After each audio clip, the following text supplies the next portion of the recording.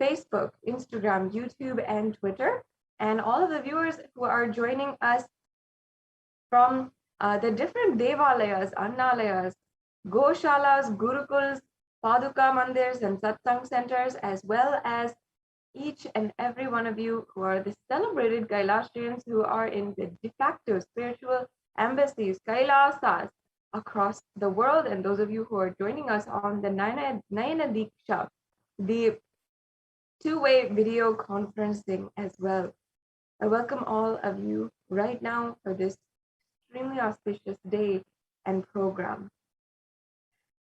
I understand each and every one of you is sincerely seeking now for something deeply profound in your life, for a fulfillment that fulfills all desires and all yearnings. Each and every one of us might be yearning for something which is underlying inside of us more so than anything else, a deep yearning for love. Whatever it might be, whether we are searching for name and fame in our lives, or we are searching for wealth in our lives, whatever it is always having an undercurrent of love. And we're always looking for that deep fulfillment of our yearning for love. And it's always from the lack of self-love, the lack of love on ourselves, that we go out looking for it on the outside. And today we accept in society many different languages of love, as we might call it. The whether it is the spending time with each other, giving compliments, giving gifts, or even physical touch, we always have some kind of language that we have given for love. However, in Sanatana Hindu Dharma, we recognize that love is actually something much more deeper, much more profound. Love is a transcendental, divine emotion and quality. It is something that can literally make you from human to superhuman and from man to divine. That is the power of love. And today, during this Devi Parashakti Akashic reading program, you will literally be able to experience that super conscious experience of love with Devi Parashakti. You will see that you are simply able to express love without even finding it necessary to feel it back or to get love back. You will experience that true unconditional love because sincerely you are fulfilled by the love and compassion of the divine cosmic mother. Devi Parashakti is the divine cosmic mother, the embodiment of the divine feminine consciousness. And she is a source where billions of universes comes in and goes out. And she is the source Shakti, the source power, source energy, which literally makes all of us and is what all of us have come from, in which all of us are even in right now, and as well what all of us will be going back into, merging back into finally. In the Sanatana Hindu Dharma, in this ancient religion, the Vedic rishis and the Vedic scientists of the Hindu civilization researched and developed the inner space and understood that the first and foremost way of relating with life, universe, and others around you starts with the mother. And it starts with even your biological mother.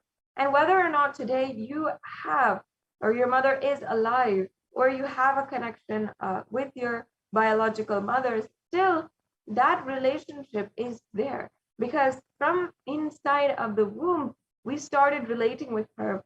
And from our formative years, even before we have memory, we started relating with our mother. And we always have that idea of mother in society as well, which is strongly associated with our emotions of love and our emotions of deep fulfillment in our lives. And ultimately, if we are complete in our lives, it comes down to this primordial relationship that starts off all relationships in our life. And that is why the Vedic rishis understood that this relationship can be used, can be geared towards the higher consciousness and the higher ambition. So, literally, making you experience super consciousness by simply gearing your relationship with your mother towards divine cosmic mother, who is the representation of the whole cosmos itself. That is the beauty of what our ancient rishis have gifted us and is today revived by the Supreme Pontiff of Hinduism in this Bhava Samadhi program. And many of you who are coming for the first time, let me explain what is Bhava Samadhi. Actually, in that word Samadhi, if you break it up, Adi means the source, Sama means oneness with the source, and Bhava means emotion or aspect. So put together, Bhava Samadhi is oneness with the source through a certain aspect. So today, during this Bhava Samadhi Darshan program, we will be attaining oneness with the source, with Paramashiva himself through Devi Parashakti. And you will be able to experience the transformation that you have been searching for lifetimes. Now, before we are going into the rest of today's program, which has so many different exciting components, let us now first just be briefly introduced to the very being who has made this available to each and every one of us, and that is the Supreme Pontiff of Hinduism. The Supreme Pontiff of Hinduism happened on planet Earth as the incarnation of Paramashiva on the 2nd of January 1978. And the Supreme Pontiff of Hinduism is today the reviver of Kailasa, the ancient enlightened Hindu civilizational nation. And Supreme Pontiff of Hinduism is also the today reviving the science of power manifestation as well as the temple-based sciences and yoga even, and much, much more lost sciences of Sanatana Hindu Dharma. The Supreme Pontiff of Hinduism has revived 14 ancient indigenous kingdoms, and the Supreme Pontiff of Hinduism has been ordained as the 233rd Guru Mahasannidhanam of the Kanchi Kailasa Sarvagnya Peetham, or the Tonde Mandalam Adinam. And the Supreme Pontiff of Hinduism is today the incumbent emperor of the Surya Vamsa Surangi Samrajyam, as well as the Supreme Pontiff Jagat Guru Mahasannidhanam, the spiritual head of the Kailashonata Shamalapita Sarvagnya Peetham, the Madurai Adinam. And the Supreme Pontiff of Hinduism is the Mandaleshwar, the spiritual head of the Mahanirvani Akada, as well as the Supreme Pontiff of Hinduism is the 1008 Mandaleshwar of, Acharya Mandaleshwar of the Atal Akada, another very, very ancient apex body of Hinduism, as well as the Supreme Pontiff of Hinduism is the 23rd Guru Mahasannidhanam of the Dharma Mukti Svargapuram Adhinam. And finally, the Supreme Pontiff of Hinduism was recognized, entitled, and coronated as the Supreme Pontiff of Hinduism in 2015 by a congregation of over 1,000 spiritual global Hindu leaders. And having done and being recognized for all of this, the Supreme Pontiff of Hinduism is today also very, very well known for being a prolific commentator on the Brahma Sutras, the Yoga Sutras, the Shiva Sutras, the Ashtavakra Gita, the Upanishads, the Bhagavad Gita, and many, many more scriptures. The Supreme Pontiff of Hinduism has authored over 300 books in English, Tamil, and Sanskrit, and that was further translated into 50 further languages and distributed across 1 billion people, either digitally or in the physical copy. And the Supreme Pontiff of Hinduism also has given discourses and given different sessions and programs, as well as satsangs and darshans and dikshas for more than 20,000 hours, which are all available on Kailasa's Nithyananda YouTube channel, which I'm sure many of you are joining with us right now on. As well, the Supreme Pontiff of Hinduism is the reviver of over 100 Sarvagnapitas or Hindu temple monastery complexes. And the Supreme Pontiff of Hinduism is also the reviver of the 108 ancient endangered lineages, such as the Rudras and Rudrakanyas, the Rishis and Rishikas, the Bhairavas and Bhairavis, as well as the Sannyasis. The Supreme Pontiff of Hinduism is internationally recognized by several leads of countries, as well as congressmen and state representatives in the United States, as well as several other countries.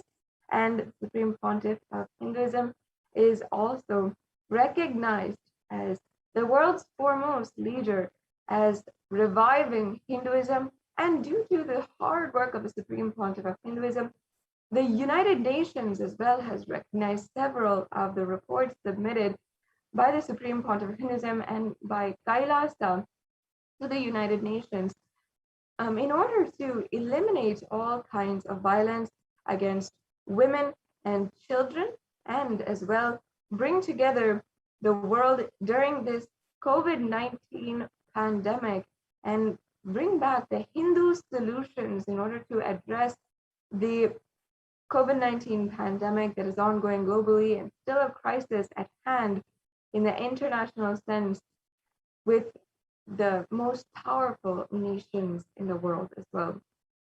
And we'll be understanding and learning more and more about some of the contributions of the Supreme Pontiff of Hinduism throughout this segment today.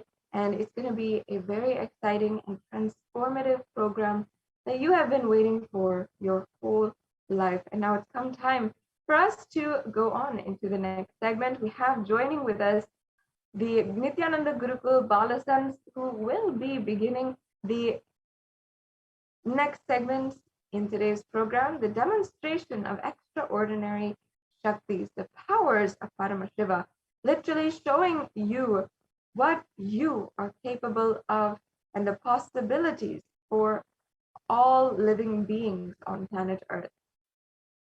You will be able to see literally a demonstration of a Nithyananda Gurukul Balasans who was initiated by the Supreme Pontiff of Hinduism, literally reading without the use of her two biological eyes, using only the third eye. If you don't believe it, then you can literally see it in the next segment, and you should stay tuned with us after a very quick break.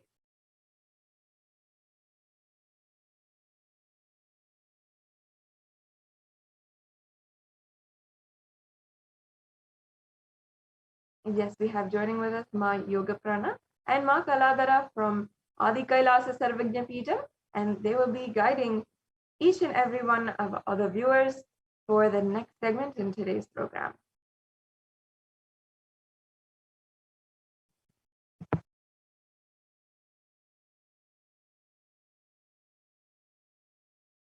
Yes. Thank you so much, Vanity Sarashwat Priyananda, for that beautiful introduction to this segment. And now we'll be moving on to the next segment, which is the power manifestation segment, where all of you will be witnessing the extraordinary Shaktis of Paramashiva, the divine Shaktis of Paramashiva being manifested right in front of your eyes. So today you will be witnessing the Balasans of Kailasa of the Nithyananda Gurukul manifesting the powers of third eye and body scanning. The power of third eye is where one awakens the ability to see through the third eye, which is a cosmic browsing center located between the brows. And the power of body scanning is where one awakens the ability to be able to scan illnesses, diseases, medically diagnosed issues, and reveal the root causes and the solution for anybody at any time from anywhere. So you will be witnessing these two extraordinary Shaktis today. And before that, let us enter into a small introduction to this segment where you will be understanding and learning about what are Shaktis and how we awaken these divine Shaktis in us. So in the Vedagamas, the source scriptures of Hinduism, Paramashiva reveals in elaborate details that every human being is hardwired to be able to manifest these 463 plus extraordinary Shaktis. And Paramashiva reveals that Shaktis manifest from the cognition that you are the divine and that you need to manifest the divine. Not from the cognition that you are a man and that you need to manifest the divine, that you need to reach the divine. So there are two ways of manifesting powers, Shaktis and Siddhis. Shaktis are the powers which manifest from the fundamental cognition of that you are the divine and a feeling connection to Guru and with high integrity with the Guru. Shaktis are the source of enlightenment. Siddhis are powers that manifest from tapas or penance. Siddhis are on the path of enlightenment. Shaktis manifest through ordinary human beings in extraordinary ways, just with initiation from the avatar, and Shaktis are permanent. Siddhis are not permanent and they may divert you from enlightenment. So let us now learn who is the source of all these Shaktis. Who is the ultimate? How do we manifest all these Shaktis? Paramashiva is the primordial divinity in Hinduism, the ultimate reality and cause which is self-effulgent, Swayam Prakasha, all-pervading, unchanging, beyond time, space, form and causality. As the fundamental base of Avyakta, the unmanifest, and Vyakta, the manifest existence, he performs the Panchakritya, or the five cosmic acts of Srishti, creation, Sthiti, maintenance, Samhara, rejuvenation, Prabhava, pulling out of delusion, and Anugraha, liberating against all living entities. And Paramashiva himself has come down in the form of the Supreme Pontiff of Hinduism, Jagat Guru Mahasamidhanam, His Divine Holiness Bhagavan Nithyananda Paramashivam, as the 1008th living incarnation and representation of Paramashiva, and the reviver of Kailasa, the ancient enlightened Hindu civilization nation, the great cosmic bodiless Hindu nation. Ever since the beginning of the civilization, the Sanatana Hindu Dharma has been the cradle of enlightened beings and highly advanced sciences. It was where the science of enlightenment and powers, Shaktis, was lived and taught as a lifestyle, and for the first time in modern day, the Supreme Pontiff of Hinduism is reviving these yogic sciences and transmitting it to the world at a record-breaking, never accomplished before speed. And the Supreme Pontiff of Hinduism was recognized as an avatar at a very young age and was trained and taught all these sciences by the Guru Parampara, the enlightened gurus. So you can see so many of the enlightened gurus. You can see Jnananandagiri, Srinivasa Swamigal, Yogi Rajayogananda Puri, Mata Vibhudananda Puri, Pundi Swamigal, Isakki Swamigal, Annamalai Swamigal, Kanchi Paramacharya, Visiri Swamigal, Sri Tiruchi Mahaswami, Anga Pradakshina Annamalai Swamigal, and the 230th Guru Mahasamidhanam, Tirthambe Mandala Adinam. You can see Chinnai Swami and Sri Sadhu.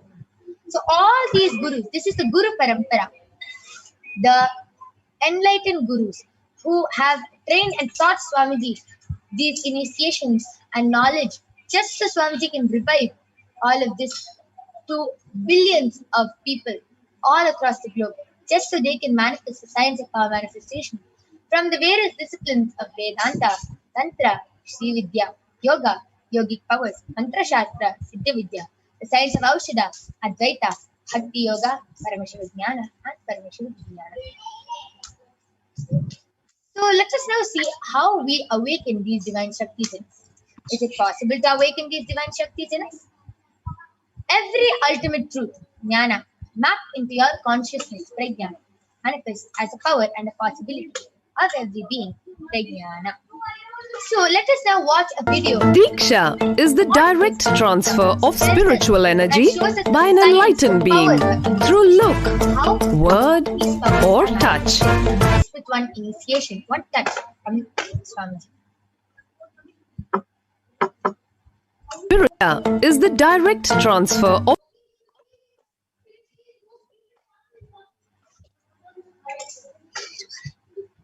spiritual energy by an enlightened being through look, word, or touch. The traditional Vedic book Navaratneshwara states, Sarvasamapi dikshanam muktihi phalamakhanditam avirodhat bhavantyeva prasangyastu bhuktayah. The main benefit of all initiations is moksha, enlightenment.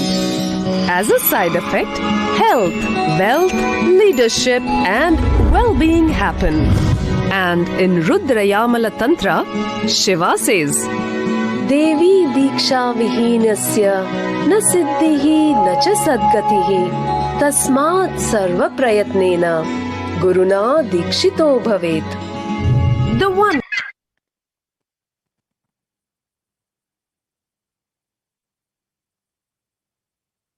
who is not initiated does not attain liberation nor a better future. So by all efforts, one should get initiated by Guru. What is the science of initiation?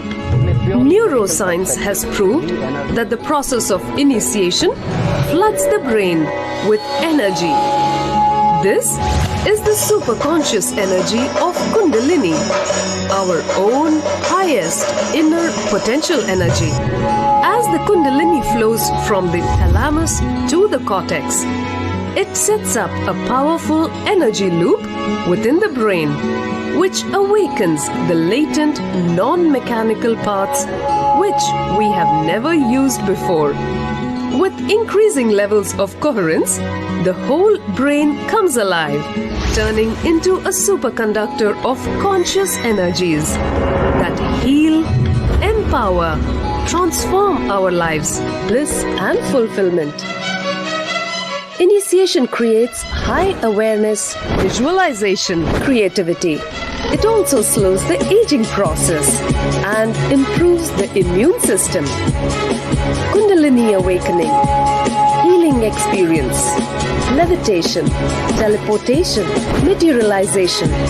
Experience the power of initiation through a range of exclusive programs conducted at the ashram.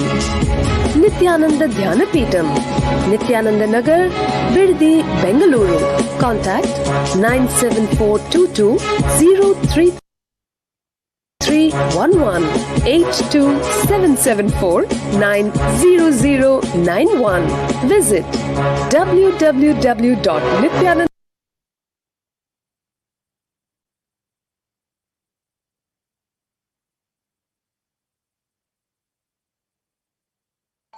Yes, with that beautiful video which explained what is Diksha and showed us the science of initiation, let us move on to see how the science of power manifestation is authenticated through the four aspects of evidences or pramanas.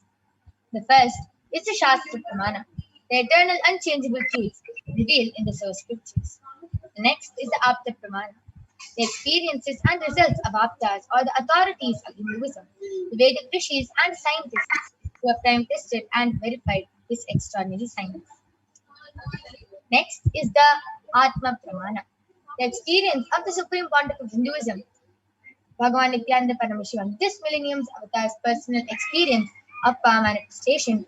And last is the Pratyaksha Pramana, or the empirical evidence from observation or scientific experimentation. So let us now see how the science of power manifestation, where we get all these Shastra Pramanas and everything from. How do we get them? Where do we get them from? From the Vedas, which is a living applied science. Vedas are the ultimate superior authorities for Hindus. Vedas are the pure science where the ultimate truths are explained. Agamas are the scriptures where the applied technology, the applied science is expanded. Vedas and Agamas are given the status of Shruti as they are directly revealed by Paramashiva himself. They are the ultimate, eternal, unchangeable truths. And a reference cited from these Shastras or source scriptures is called the Shastra Pramana. So, with this, without any further delay, let us get ready to witness a unique and exciting demonstration of the power of third eye. But just before that, let us move on to the Shastra Pramana, which comes from the Vijnana Bhairava Tantra.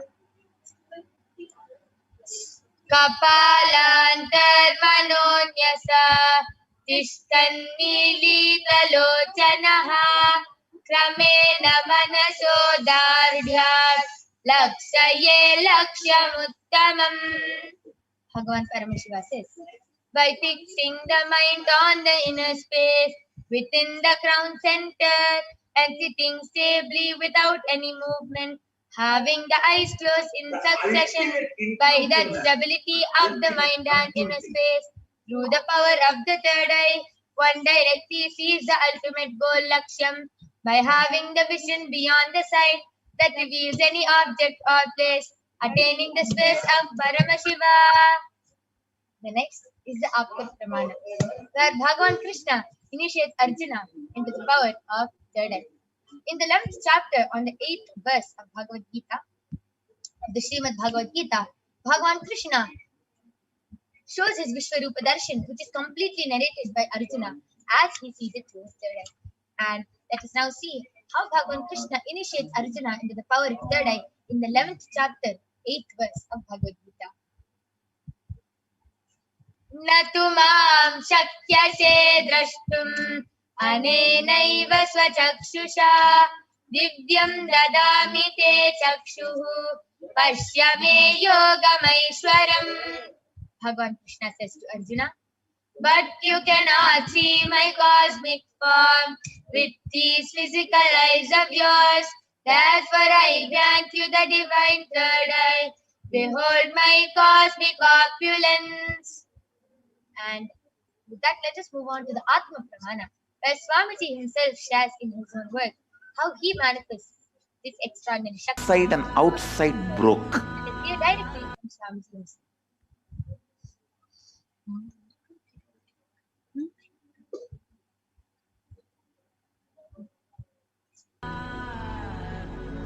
The first experience is that I was able to see everything around me, above me, the whole 360 degree, 10 direction, below me, everything.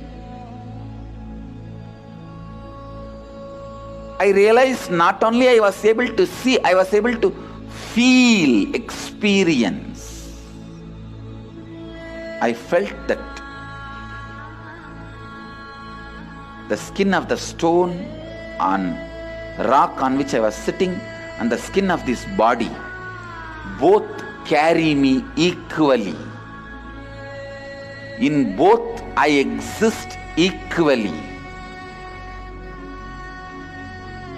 The setting sun, rising moon, the whole Arunachala hill, all the plants, bush, shrubs, trees, everything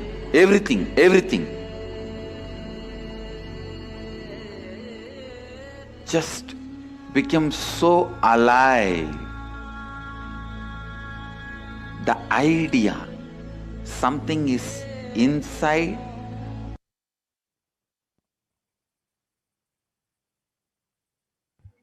Yes. Let us now move on to the Pratyaksha Pramana, the empirical evidence from observation and scientific experimentation. The study measures compare the metabolic cell activity of the brain in the conscious and meditative states using the positron emission tomography, the PET. And when doing daily activities, high activity is measured in the brain where the third eye is located. And when in the deep state of samadhi, only the third eye region is active and almost 90% of the rest of the brain are at peace.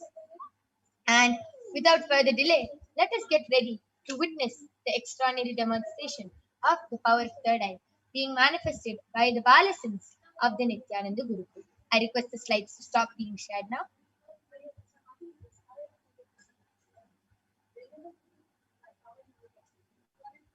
Yes.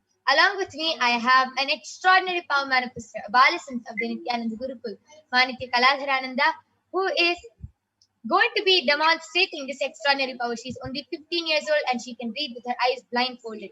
And if you don't believe that, you're going to be witnessing it right now in front of your eyes. Along with me, I have a medically tested eye band. You can see that in front is a complete opaque sheet, behind is a thick sponge, and that there is a complete strap which can comfortably strap it around Ma Kaladhara's head. Under, there is no gap between the opaque sheet and the sponge. There is no possible way of light entering into the eye band at any cost, even with the eyes open inside. So this is the eye band I'm going to be placing on Ma Kaladra's eyes. So I'm going to open the eye band in front of everyone and place it on.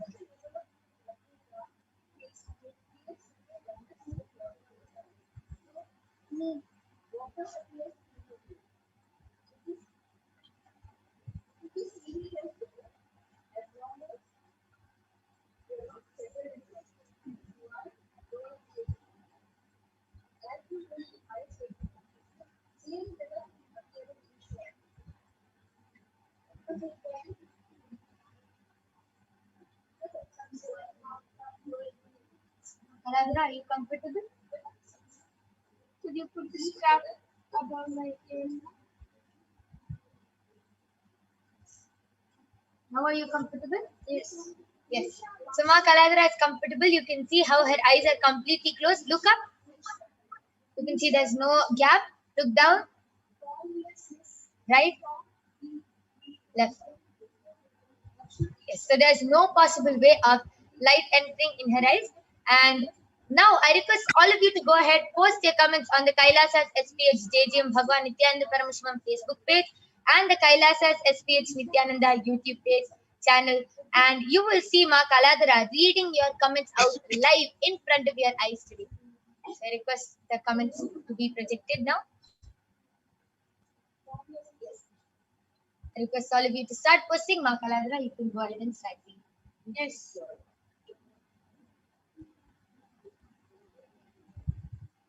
Yes, Srinivasa has posted. Srinivasa 77 has posted 3 Namaste emoji and Swamji, and again 3 Namaste emoji. Wow, amazing. Continue. Seema Ji has posted Om Nithyananda Paramashivam. Wow, amazing. That was so amazing. She was able to read in less than a few seconds and she was able to read it so fluently. Beautiful. I request all of you to continue posting.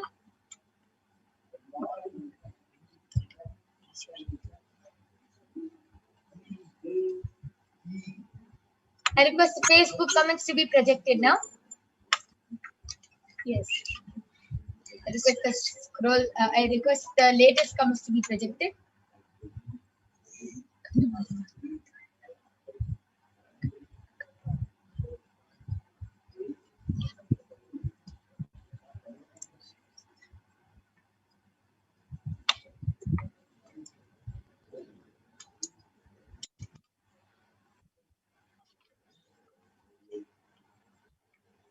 I request the latest comments to be projected.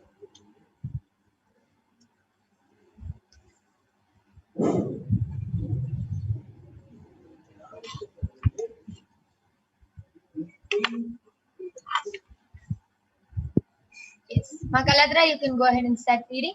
Yes. So the latest comment in Facebook, Kailasa's SPH JGM Nithyananda Paramashivam, is from FLORENCETOP,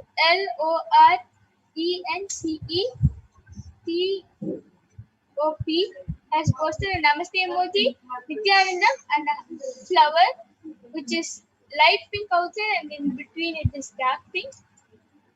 And the previous comment is from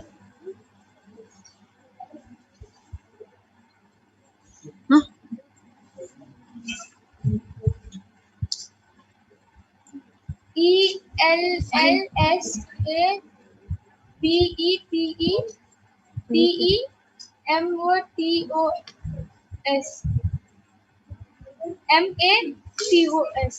has posted GRAPIDAO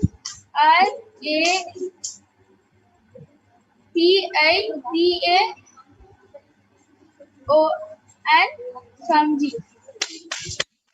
Wow, amazing. That is so beautiful. How Ma Kaladra was able to read so fluently through her third eye. And it is not, as you can see, there's no wires on her, there's nothing on Ma Kaladra, and she is able to see. As she sees with her eyes open, she is able to see with her eyes closed, just with the eye band. And it's so amazing. And it's not that only Ma Kaladra, only few initiated disciples or something can manifest. Nothing like that.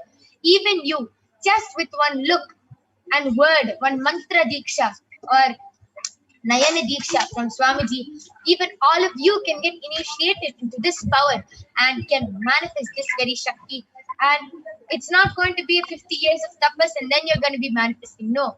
Right after the initiation, right after the live satsanga, the live Parashakti Akashic healing, immediately you are initiated and you will start manifesting this power. So now I'm going to be removing the album of Mahaladra.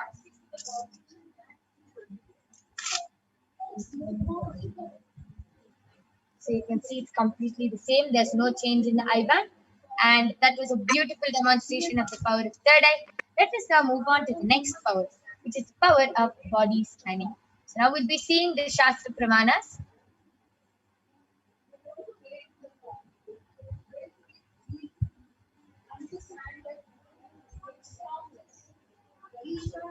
So the power of body scanning is where one awakens the ability to manifest and scan illnesses, diseases, medically diagnosed issues, and even reveal the root cause and the solutions for the body problem that you have.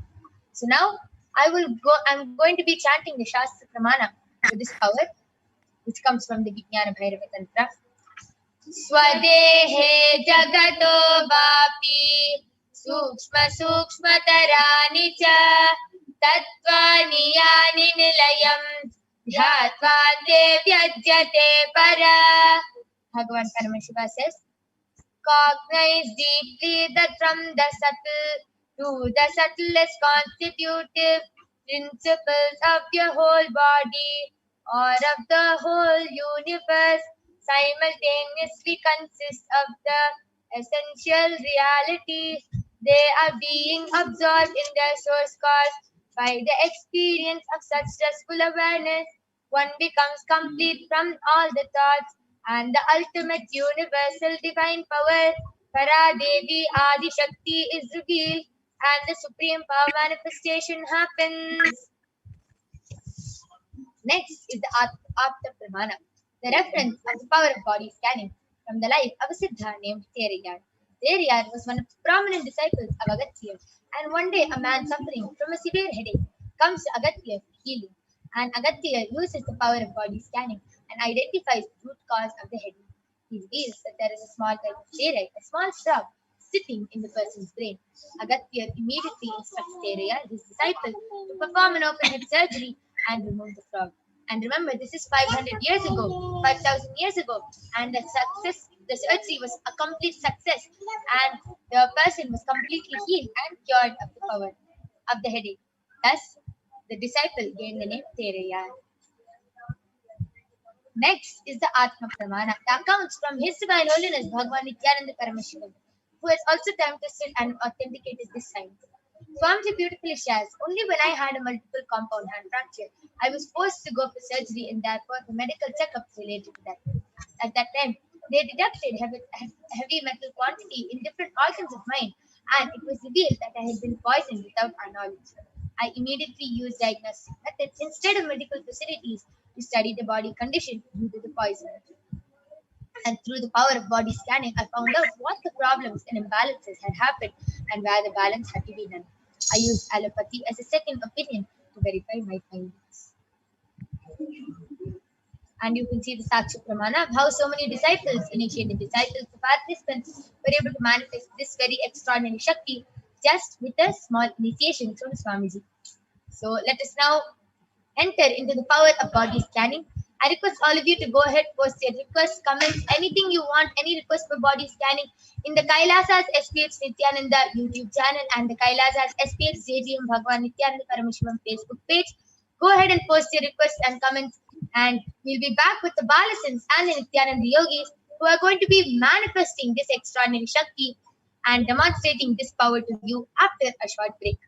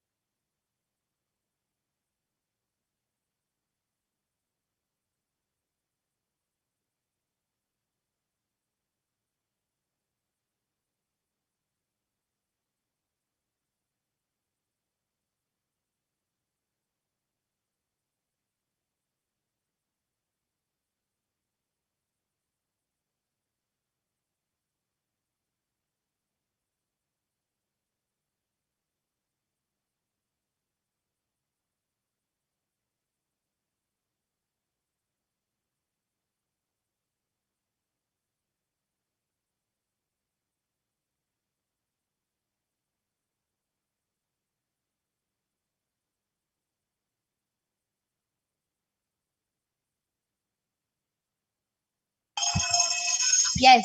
And now I'm back with the Balasins of the Nithyananda Gurukul, Maniti Brahmayogananda and Ma Soni, who are going to be demonstrating this extraordinary Shakti of the power of body scanning to all of you.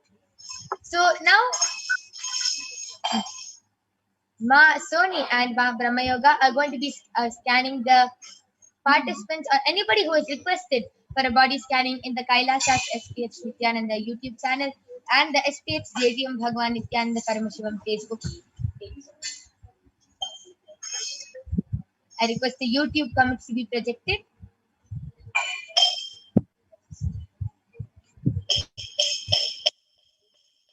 Mr. Venkateshananda has posted.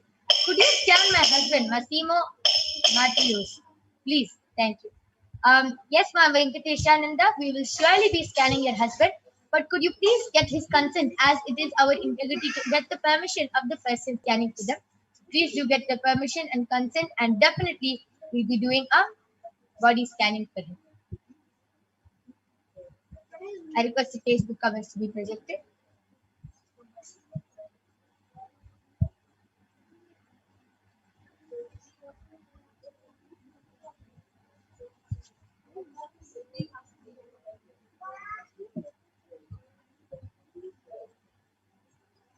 Yes, anybody who wants a body scanning can request for a body scanning in the Kailasas SPH JGM Bhagwan Nithyananda Paramashivam Facebook page and the Kailasas SPH Nithyananda YouTube channel.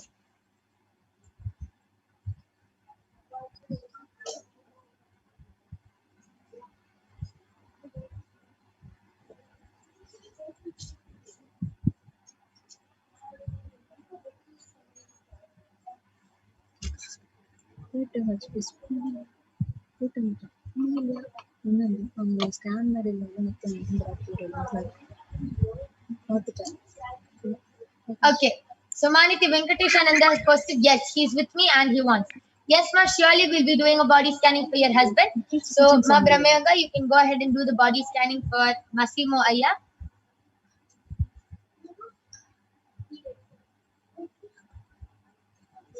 Anybody else who wants a body scanning can request.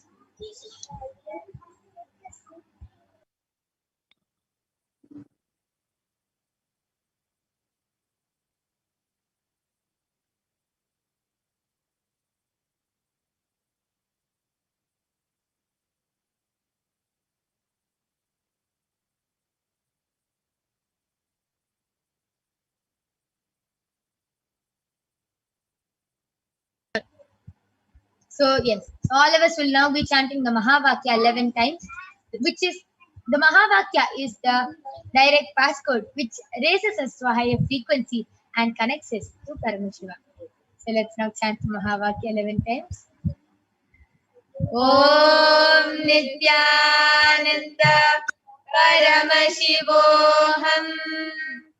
Om Nithyananda Paramashivoham. Om Nithyananda Paramashivoham. Om Nithyananda Paramashivoham. Om Nithyananda Paramashivoham. Om Nithyananda Paramashivoham. Om Nithyananda Paramashivoham. Om Nithyananda Paramashivoham.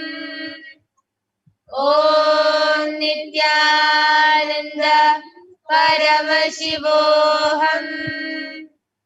Om Nithyananda Paramashivoham. Om Nithyananda Paramashivoham. Yes, so Maniti Venkatesha.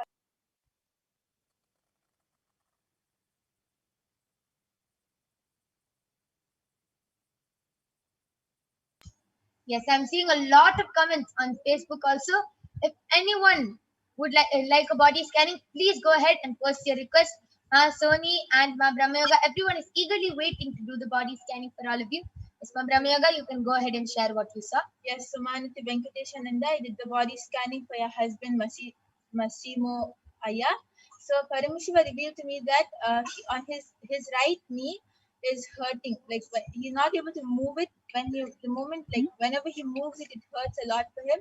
And also Paramashiva revealed that he's having muscle cramps in his stomach. And the reason as to why he's having both of this is, first thing, he's not being active throughout the day. He's sitting only in one place. Like Parameshwar is revealing that most of the time he's doing his office work, and because of that he's sitting only in one place, and he has to start moving around. He has to go out for at least 1 hour to 1.5 hours, and he has to go out and walk. And also he has to start doing the Pratama Vinyasa Krama, which is the Nityananda Yoga 108 asana sequence in the morning, and for 1 hour. And also Parameshwar revealed that the moment he's sitting on the chair the whole day, and the moment he starts sitting on the floor, he should start sitting on the floor. And if he starts sitting on the floor, then all his muscle cramps in his stomach area will heal, and also his knee pain will heal. And he'll feel much more lighter and active throughout the day if he just starts sitting on the floor. Okay, that was a beautiful scanning for Maniti Venkateshananda's husband. Ma Venkateshananda, I request you to share how your husband felt and whether he was able to relate with the scanning or no, and to share how he can also share how he felt. Just go ahead and ask him and do post a comment in the Kailasas HDH Nithyananda YouTube channel. Maheshaya has posted, Om Nithyananda Paramashivam, Nithyanandama, please scan my body and why my body weight is not increasing. Yes, Aya, Sony is doing the body scanning for you. And Maniti Venkateshananda, Paramashiva actually also revealed one more thing for your husband, that he has a lot of toxins in his lungs. And I don't know if he's a smoker, but I was able to see a lot of toxins, and his lungs are slowly becoming more weaker. So what he has to do every day, he has to put tulsi and turmeric and he has to do steaming. With tulsi and turmeric, he has to do the steaming, and his lungs will be fine now. So I request you to get back. Okay. Yes, so now we'll be moving on to Facebook comments and seeing if anybody has posted anything.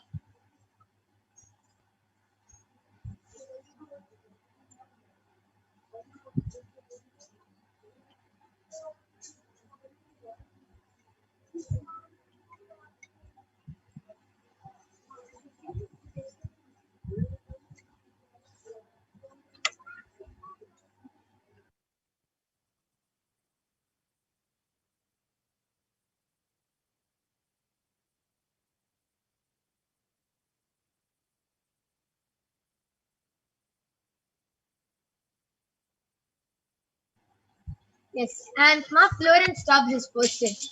Nice to be alive, to have a chance to see have the chance and to see the realization of Swamiji's work. Yes, ma, that is so amazing because it is actually a big blessing to be able to see what all Swamiji is doing. And the science which you're seeing now, the science of power manifestation, is just a small aspect of what Kailasa has given to the world. There are so many more. Even the pandemic, which is affecting the whole world right now, the COVID pandemic. So Kailasa has contributed so much to help the whole humanity to face this COVID pandemic by giving so many. Swamiji has opened up Adi Kailasa and has invited anyone and everyone who wants to come to the Adi Kailasa for the COVID quarantine, for the multi-layer quarantine, can come to Adi Kailasa and protect themselves and save themselves from this pandemic. So the power manifestation which you're seeing right now is only a small aspect. You can stay tuned for this whole program and you can see all the contributions that Swamiji has done and what all Swamiji has contributed to, what all Kailas has contributed to, and what we are going to be doing. And so you can see so many of the contributions. What you're seeing now is just a very small thing. If you stay tuned, you will be seeing much more of what Swamiji has contributed to Kailasa.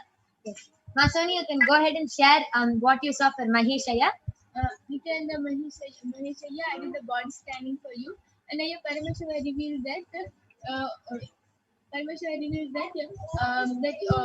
because you want to increase your weight, you're eating lot of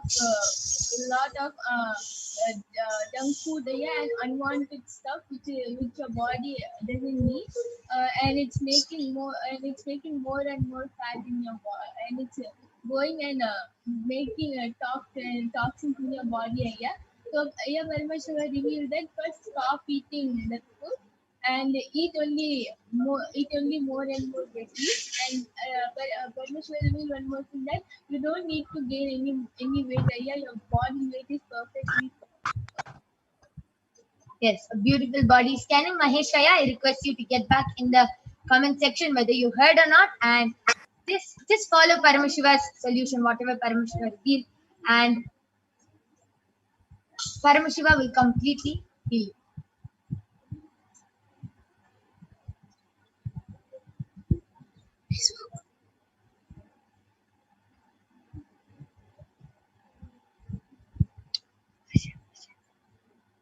I request the Facebook comments to be projected. Yes. Okay. Aditya Bhaskar has posted, Nithyanandam, can I please get a body scanning? Sure, Aya. You can get a body scanning from Maniki Brahmayogananda.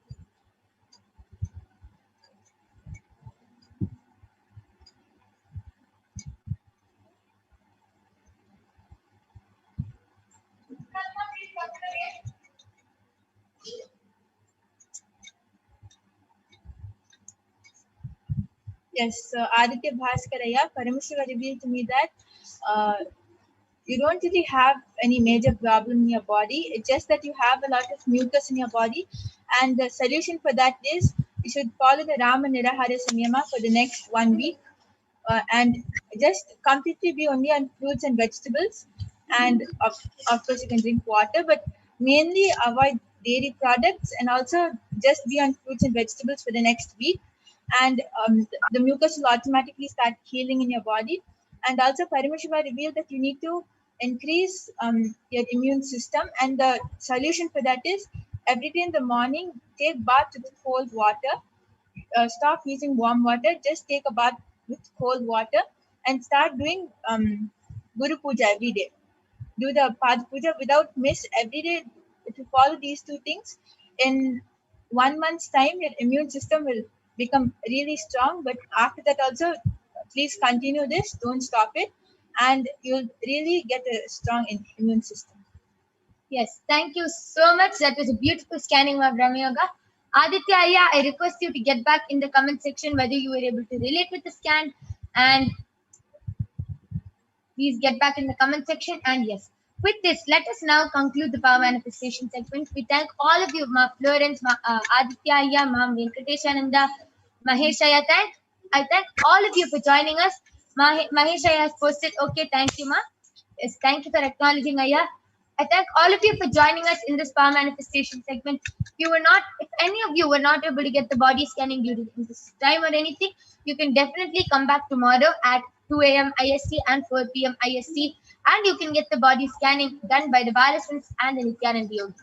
So with this, we thank all of you for joining us. Please stay tuned for the upcoming segments where we will be learning about who is Devi Parashakti, what are the Akashic readings, who is the Supreme Pontiff of Hinduism, and much, much more. So with this, we thank all of you. Thank you, Nithyananda.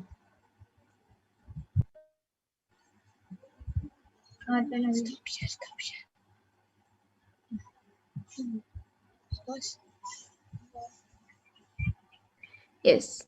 Nithyanandam, everyone.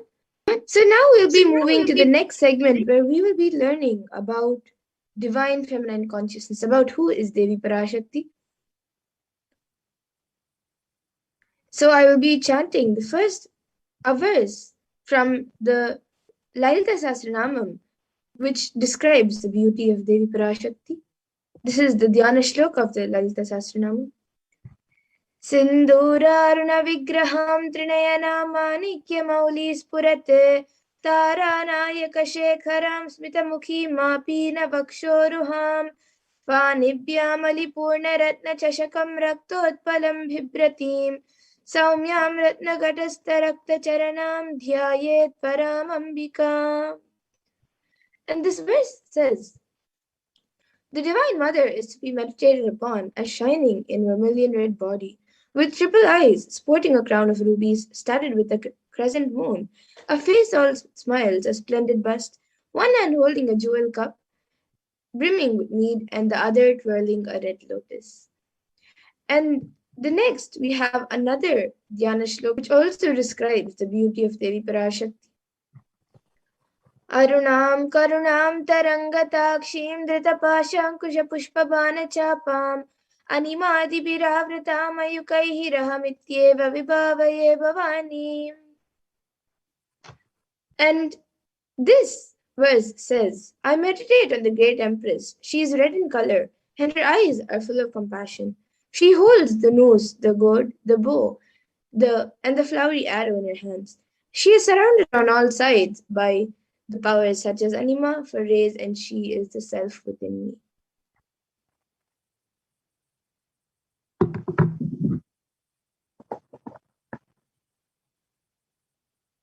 And Devi Parashakti is the ultimate pure feminine consciousness. Parashakti is the cosmic mother.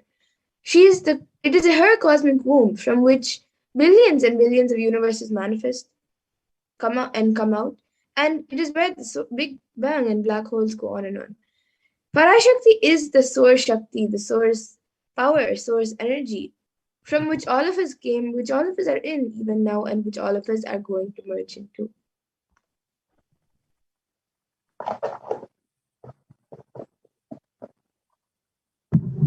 And out of extreme love and compassion, Parashakti herself is manifesting through the embodied form as the Nijavatara of the Supreme Pontiff of Hinduism, Jagat Guru Mahasannidhanam, His Divine Holiness, Bhagavan Nithyananda Paramashivam, and gracing us, answering all of our questions, attending to all of our prayers, giving boons, healing us, revealing our past, present, future, delivering profound spiritual truths, and ultimately giving us the experience of Paramashivoham itself.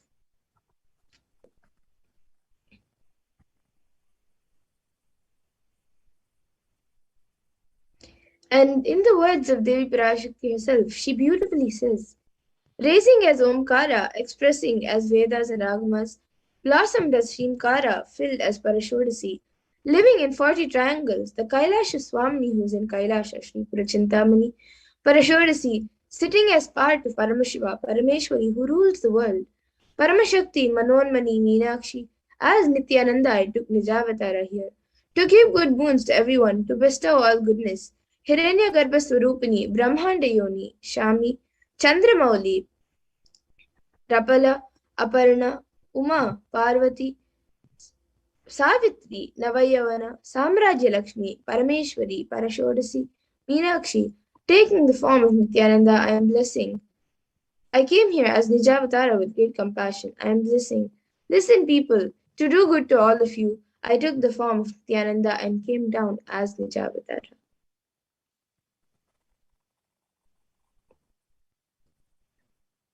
And again, in the words of Devi Parashakti herself, raising in Omkara, blossoming as Shiva, Shiva manifesting as source of existence, powers of existence, expression of existence, from the oneness of Om, blossoming into two as Prakriti and Purusha, blossoming as three Shaktis, Icha, Kriya, and Jnana, growing as four Vedas, expanding as five Panchabhutas, beyond six chakras, filled as Gotras of seven Rishis, expanding as 8 directions, existing as 9 grahas, blossoming as 10 indriyas, being as 11 rudras, creating all the worlds, bringing life to tell and make truth blossom and to do good.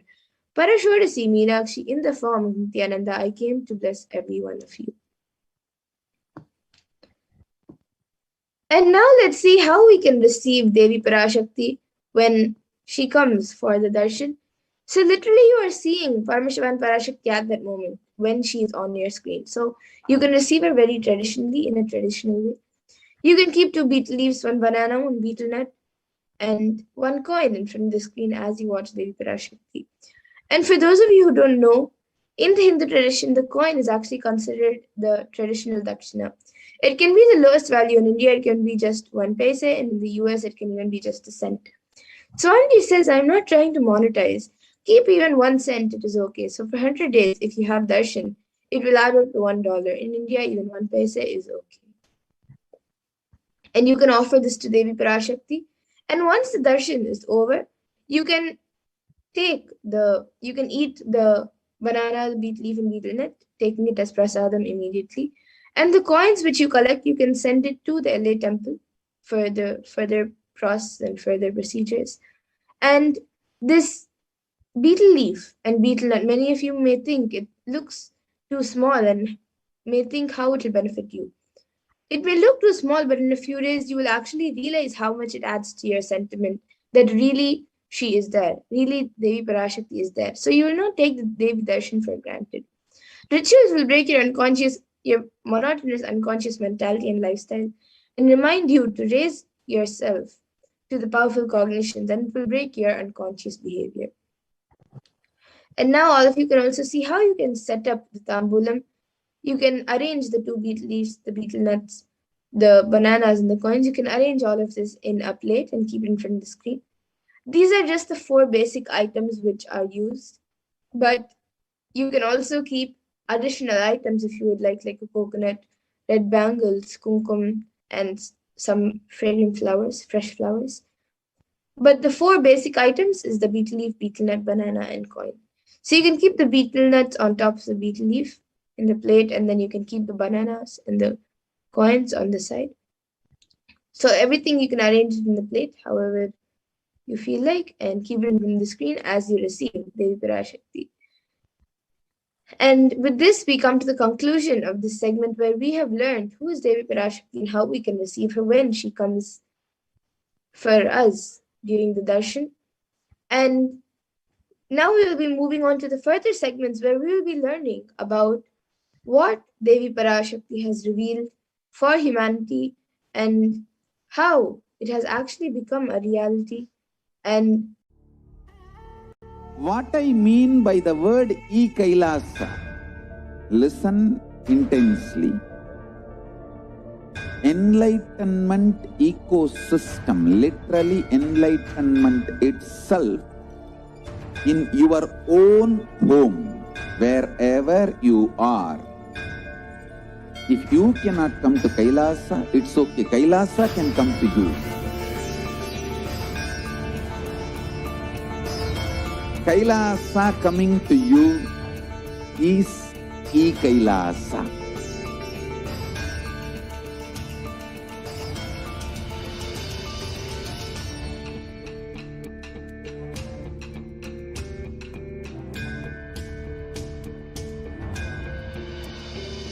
I will revive Hinduism.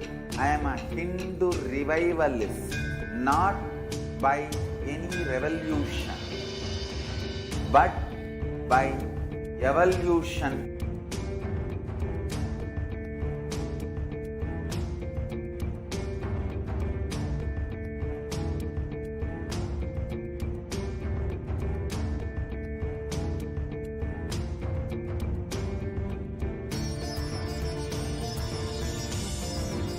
And setting model communities.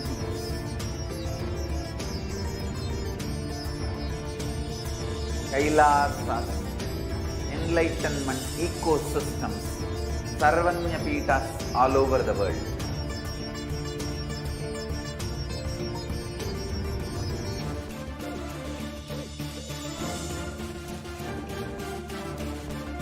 All powerful cognition, knowledge, only when you live, power manifestation and possibilities manifestation happens. This is a fundamental truth.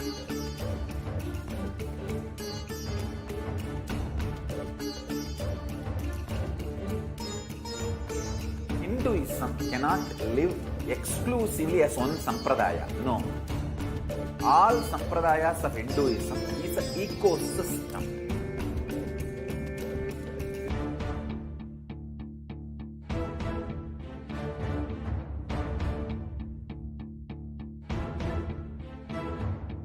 So don't keep quiet thinking that if one sampradaya is attacked, only that sampradaya is going to be affected.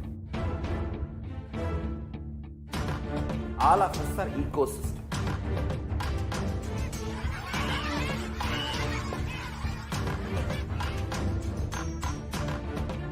I invite all of you to get involved and enjoy Hinduism by the principle of Dharmo Rakshati Rakshitaha. When you protect Dharma, Dharma protects you. You will make the whole planet flourish spiritually. The spiritual prosperity will happen to the whole planet. We all have to coexist together.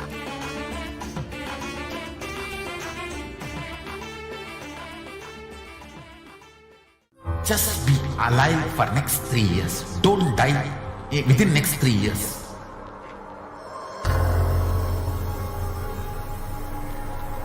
Just don't die within next 3 years. Be alive. Somehow be alive. I'm working sincerely. I will reach you somehow. Somehow I will reach you.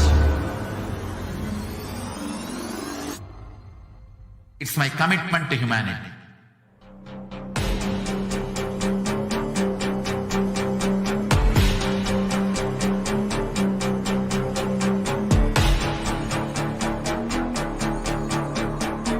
Just don't die within next 3 years.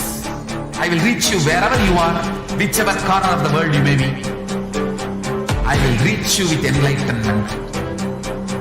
You manifesting the space, state, powers, being Paramashivoham. It is possible, and it is possible for you.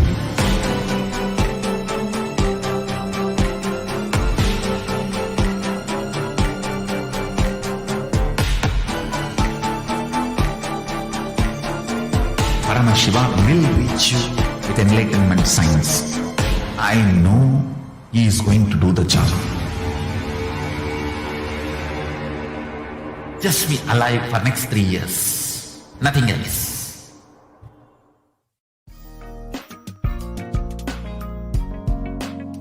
We get you health. We get you ability to build beautiful relationships in your life. We get you direct spiritual support, and we make sure you become wealthy.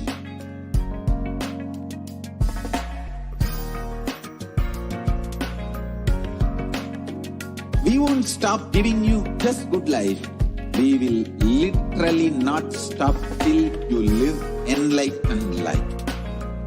Manifesting the state of Paramashiva, space of Paramashiva, powers of Paramashiva, being of Paramashiva.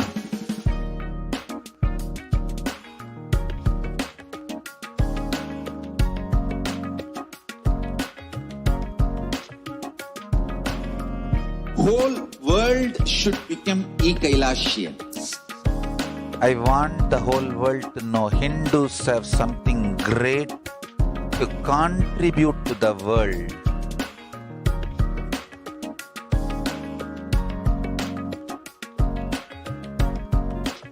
We have something great to contribute to the world. Let us do that.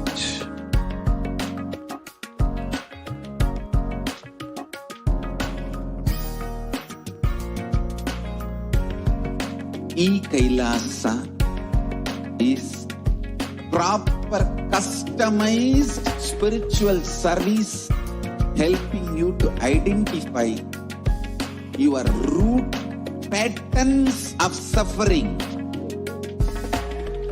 We have perfected the science of helping every individual from every cultural, religious, nationality background.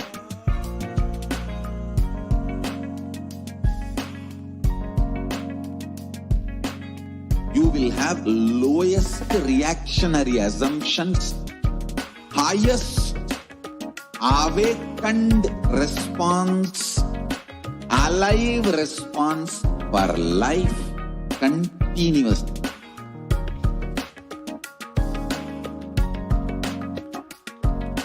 E-Kailasa is enlightenment ecosystem, literally enlightenment itself in your own home, wherever you are. Proper customized spiritual service helping you to complete with your life negativity.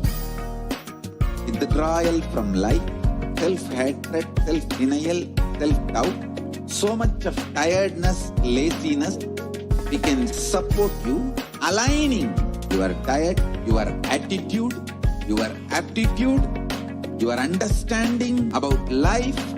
We can help you with everything.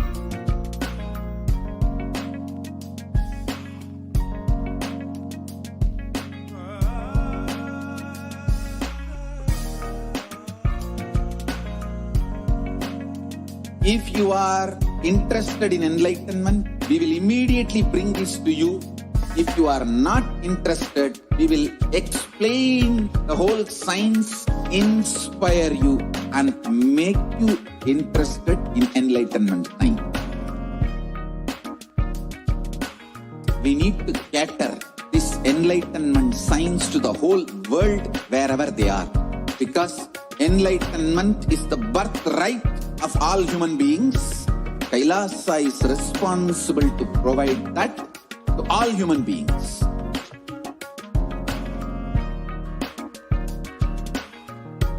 Kailasa is the totality of the knowledge I received from my gurus and practice manifested in my life, perfected by teaching millions of people from all cultures, time zones, backgrounds, genders, nationality, race, from every creed.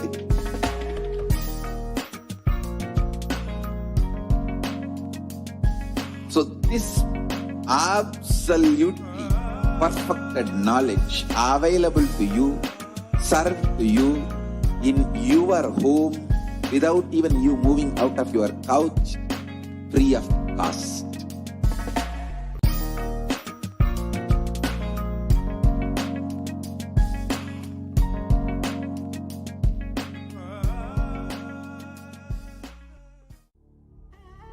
What I mean by the word e-Kailasa, listen intensely. Enlightenment ecosystem, literally enlightenment itself in your own home, wherever you are. If you cannot come to Kailasa, it's okay. Kailasa can come to you. Kailasa coming to you is e-Kailasa.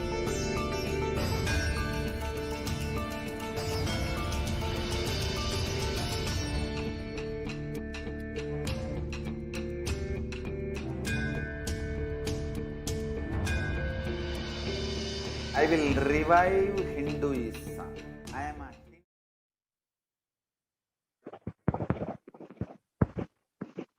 Welcome back to Beer. We will be entering where we will understand the revelations of Parashakti for humanity during this pralaya. So let us understand what Devi has revealed on the sacred secrets of Hindu birth. Let us watch this video.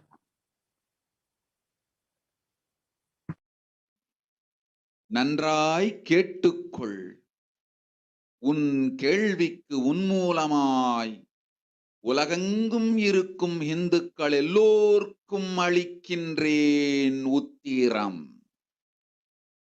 கேட்டு வாழ்ந்தால் உங்கள் வாழ்க்கை பத்திரம். நன்றாய் கேளுங்கள். பிறப்பின் ரகசியத்தை பிறப்பிலா பெருமை உடைய பரமேஸ்வரி சொல்லுகின்றேன் கேளுங்கள். அண்டஜம், யோனிஜம், ஜலஜம், பீஜம் எனும் 4 விதமான பிறவிகளில் 84,000 யோனிகளில் பிறக்கும் பிறப்புகளிலேயே பெருமை வாய்ந்ததும் உத்தமமானதும் மனித பிறவி. அந்த மனித பிறவியிலும் பலமுறை பிறந்து உழன்று அரசியல், பொருளாதாரம், சுகபோகம், தர்மம், அர்த்தம், காமம் எனும் ஆசைகள், துக்கங்கள், அச்சங்கள் அனைத்திலும் அழன்று உழன்று இனி வேண்டாம் இப்பிறவி, வேண்டுவது மோட்சமே என்று முடிவெடுத்தோர்க்கு மட்டுமே ஹிந்து மத யோனிஜம், ஹிந்து பெற்றோர்க்கு பிறந்திடும் சனாதன ஹிந்து தர்ம யோனிஜம், மனித பிறவி உத்தமம், சனாதன ஹிந்து தர்ம மனித பிறவி உத்தமோத்தமம். இந்த உத்தமோத்தம பிறவி எடுத்த எல்லோருக்கும் ஜீவன் முக்த விஞ்ஞானத்தையும் சனாதன தர்மத்தையும் காக்கின்ற கடமையும் உண்டு. அதனால் வருகின்ற நன்மையெல்லாம் அனுபவிக்கும் உரிமையும் உண்டு. இந்த கடமையை செய்வோம் என்று சத்தியம் செய்ததனால்தான் அந்த உரிமை அளிக்கப்பட்டது. பூமிக்கு வந்தபின் மனம் மயங்கி மதிமயங்கி சனாதன தர்மம் காக்க மறந்ததனால் மாயை அவர்கள் உயிரை பறிக்கின்றாள். நன்றாய் புரிந்து கொள்ளுங்கள். உயிரை கொடுத்தாலும் தர்மத்தை காப்போம் என்று உறுதி எடுத்தவர்க்கே சனாதன ஹிந்து தர்ம யோனிஜம் அளிக்கின்றேன் யான். உடல் பெற்ற பிறகு ஊழிப் பெருவலியால் ஆசை அச்சங்களை உதறவிடாது, உதறியும் விடாது சனாதன ஹிந்து தர்மம் காக்க மறந்தோரை உயிர் வாழத் தகுதியில்லாதவர் பட்டியலில் உடனடியாய் மாயை சேர்க்கின்றாள். அதனால் ராட்சசர்களும் அசுரர்களும் தானாகவே இவர்கள் உயிரை எடுக்கின்றார். நன்றாய் புரிந்து கொள்ளுங்கள். உயிரை கொடுத்தாலும் தர்மம் காப்போம் என்று நிற்பவர்க்கு நிலைத்திடும் வீரஸ்வர்க்கமும் கைலாச பதவியும், எக்காரணம் கொண்டும் தர்மம் காக்க மறந்த உத்தமோத்தம ஜனனமான சனாதன ஹிந்து ஜனனம் பெற்ற மக்களுக்கு இல்லை வேறு கதி. சனாதன ஹிந்து தர்ம மனித ஜனனம் உத்தமோத்தம மனித ஜனனம். உங்கள் உரிமை உலகில் அதிகம், உங்களுக்கு கடமையும் உலகில் பெரிது. தர்மம் காத்தாலே கடமை, தர்மம் காக்காதார்க்கு உயிர் வாழும் உரிமை இல்லை.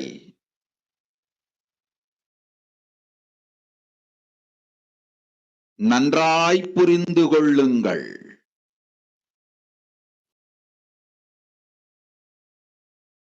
உத்தமோத்தம பிறவியான சனாதன ஹிந்து தர்ம பிறவி எடுத்த எல்லோரும் புரிந்து கொள்ளுங்கள்.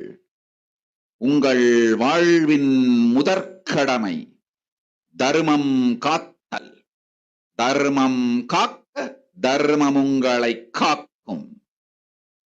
சனாதன ஹிந்து தர்மம் காக்க மறந்திட்டால் வாழும் உரிமையை நீங்கள் இழந்து விடுகின்றீர்கள்.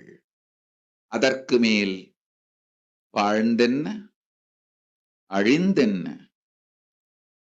பூமிக்கு பாரம் குறையட்டும் என்று அசுரர்களும் ராட்சதர்களும் உங்களை உண்டு தீர்க்கின்றார்கள். அதையும் மாயை கண்டு சும்மாவிருப்பாள். பிரபஞ்ச ரகசியத்தை, பிறவியின் ரகசியத்தை உலகிற்கெல்லாம் உத்தரமாய்ச் சொல்லிவிட்டேன். புரிந்து வாழ்வில் நடந்து உயிரை பத்திரமாய் பார்த்துக் கொள்ளுங்கள்.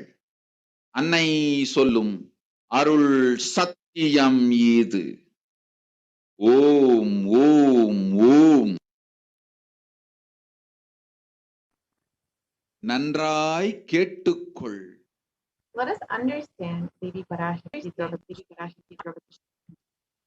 Listen, Andajam, Nijam, Najam, like this, 84 lakh, all these births, the greatest birth of them all is the human birth.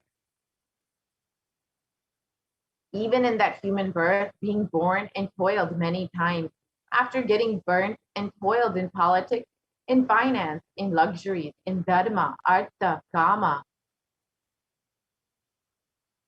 and those who decide of not wanting this birth, wanting only moksha, only those will have Hindu dharma yonijam, the Sanatana Hindu dharma yonijam of being born to Hindu parents.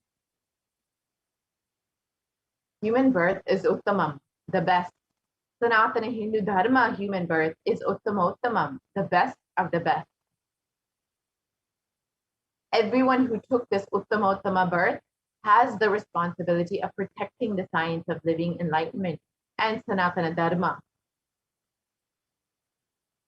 And also, they have the right of experiencing its benefits.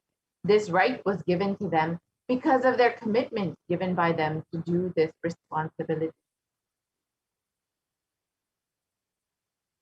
After coming to Bhuloka, by getting mentally deluded and forgetting the dharma of protecting Sanatana Dharma, Maya, she is taking away all their souls. Understand carefully, I am giving the Sanatana Hindu Dharma Yonijam only for those who give the commitment of protecting Sanatana Dharma, even by giving their life.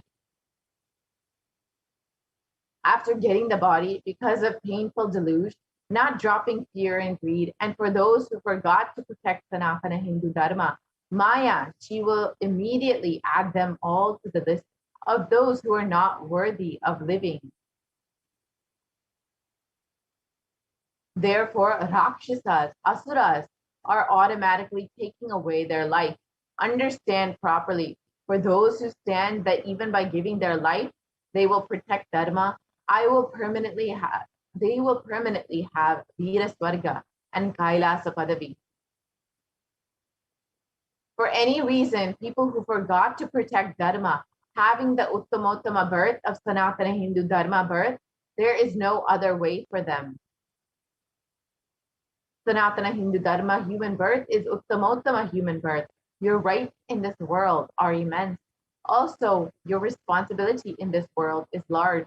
Protecting Dharma is responsibility. Those who do not protect Dharma, they do not have the right to live. Understand properly, all those who took the Uttamottama birth, which is Sanatana Hindu Dharma birth, all of you understand.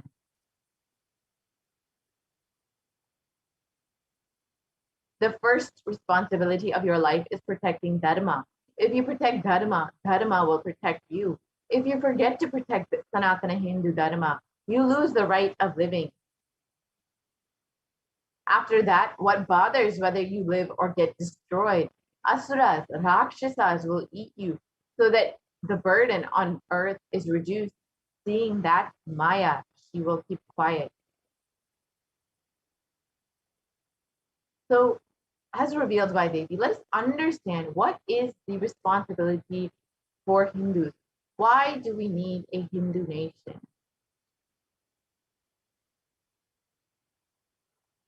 So Hinduism represents one of the most ancient yet most progressive indigenous spiritual traditions with an open framework network model, which that stands for global peace, vegetarianism, nonviolence, yoga, worship of nature, temple-based living, manifesting spiritual powers and the inherent divinity of every being.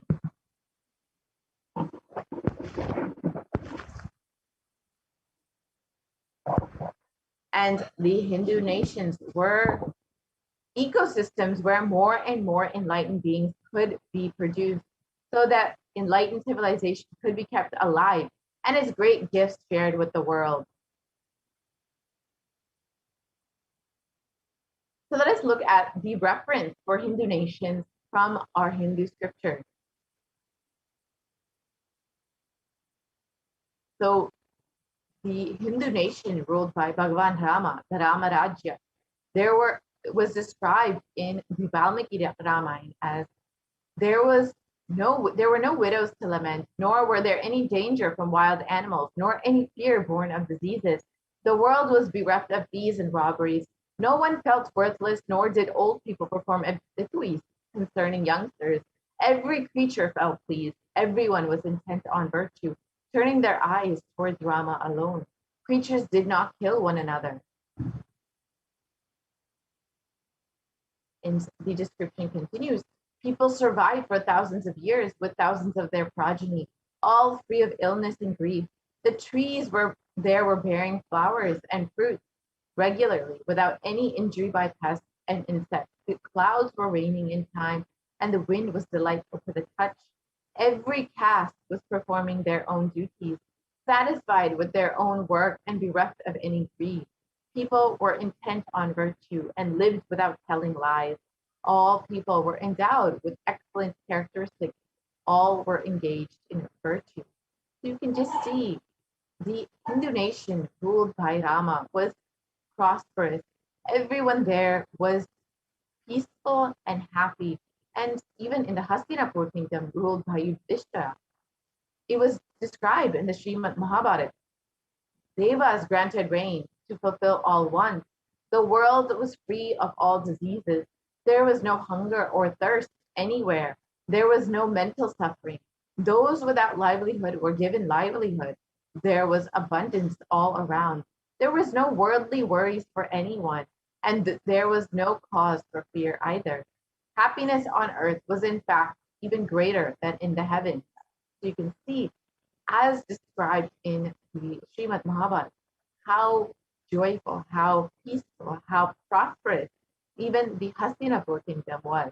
And these were just two representations of how Hindu kingdoms existed in our ancient times.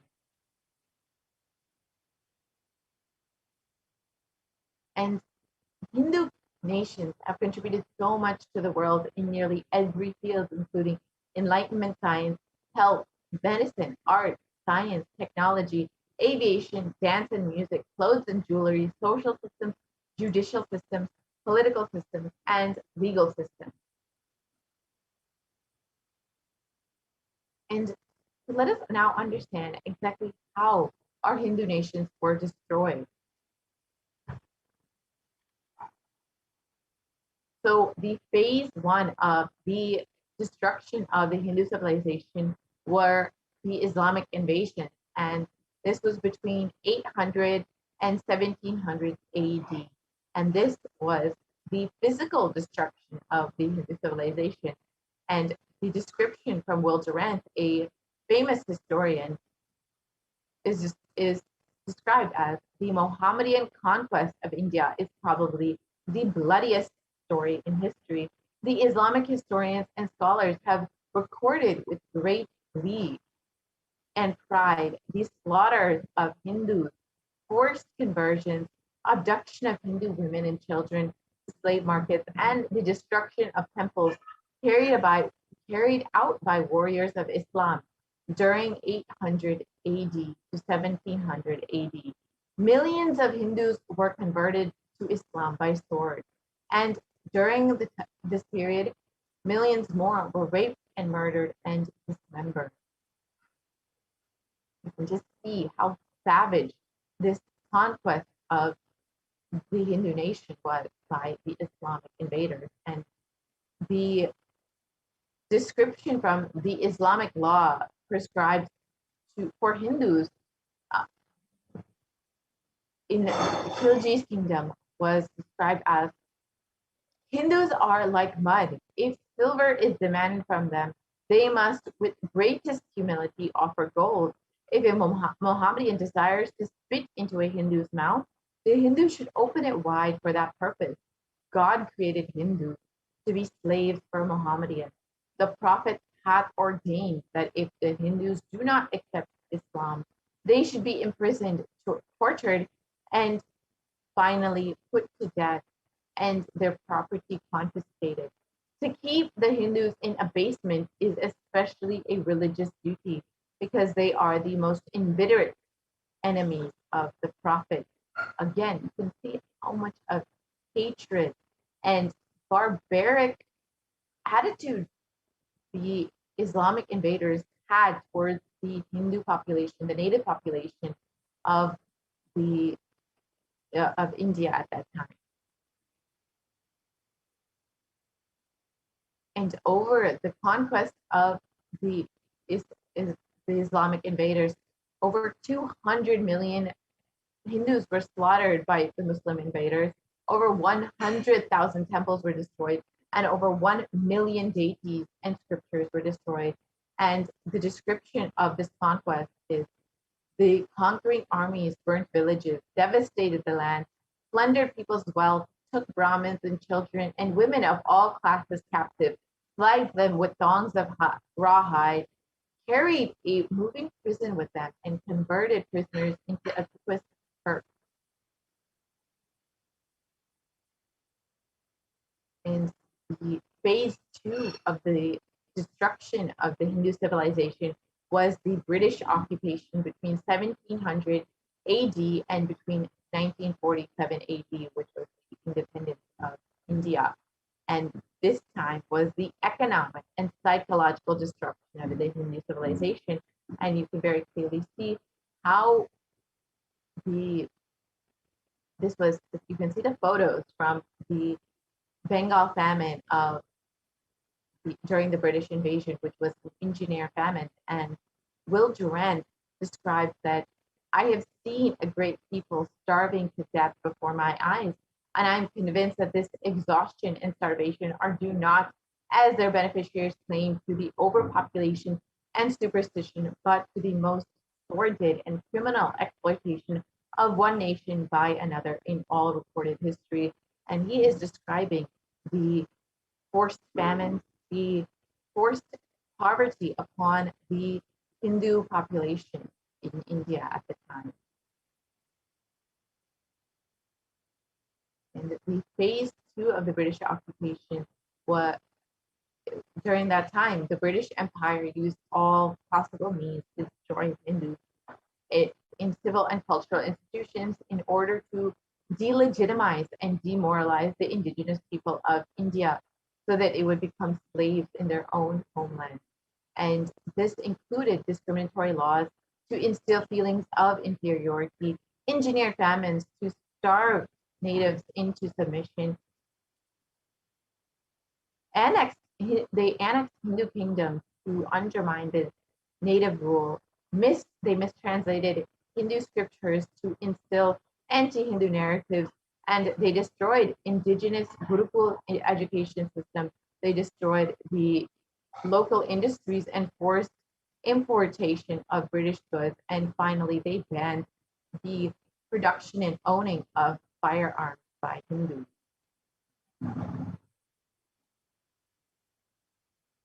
During the British occupation, $45 trillion was looted over the course of 200 years.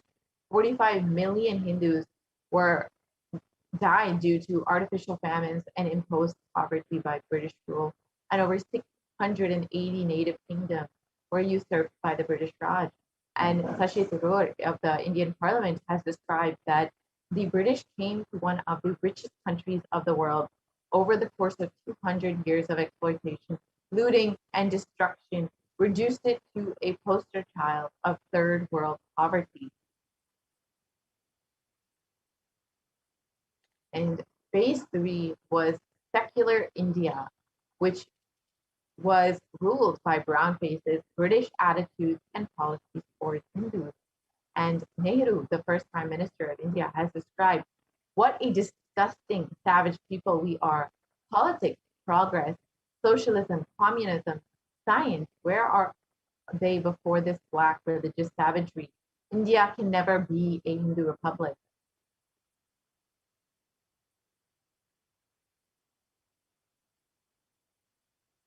And the first law minister and principal architect of the Indian Constitution described, if Hindu Raj does become a fact, it will no doubt be the greatest calamity for this country. No matter what the Hindus say, Hinduism is a menace to liberty, equality, and fraternity. It is incompatible with democracy. The Hindu Raj must be prevented at any cost. So you can see how much of the secular India contained these anti-Hindu sentiments, how much of prejudice and discrimination Hindus face in the face of the leaders itself of the nation, of the freed nation of India. So much of anti-Hindu sentiments and uh, negative attitudes towards Hindus was placed from the beginning in this secular India. And during this time, the modern Indian legal system and academia and media all systematically undermined, suppressed, and delegitimized Hindu institutions and culture. And this included the India's constitution established government control and taxation over Hindu temples, schools, while all other religious institutions were exempt from this interference. This includes all other religions except for Hinduism. And Articles 26 to 30 of India's constitution discriminated against Hindus by giving special rights and benefits to non-Hindus. This included government benefits and scholarships. And Hindu kingdoms and self-governance was completely abolished, and the anti-superstition law was passed to criminalize Hindu practices. And mainstream Indian academia described Hindus as sexist, racist, backward, and oppressive. And these were just a few examples of how the complete ecosystem, the environment of secular India was completely anti-Hindu, was against Hinduism, despite describing themselves as a secular nation. It was rather an anti-Hindu sentiment that carried forward this new rule, this new era of India.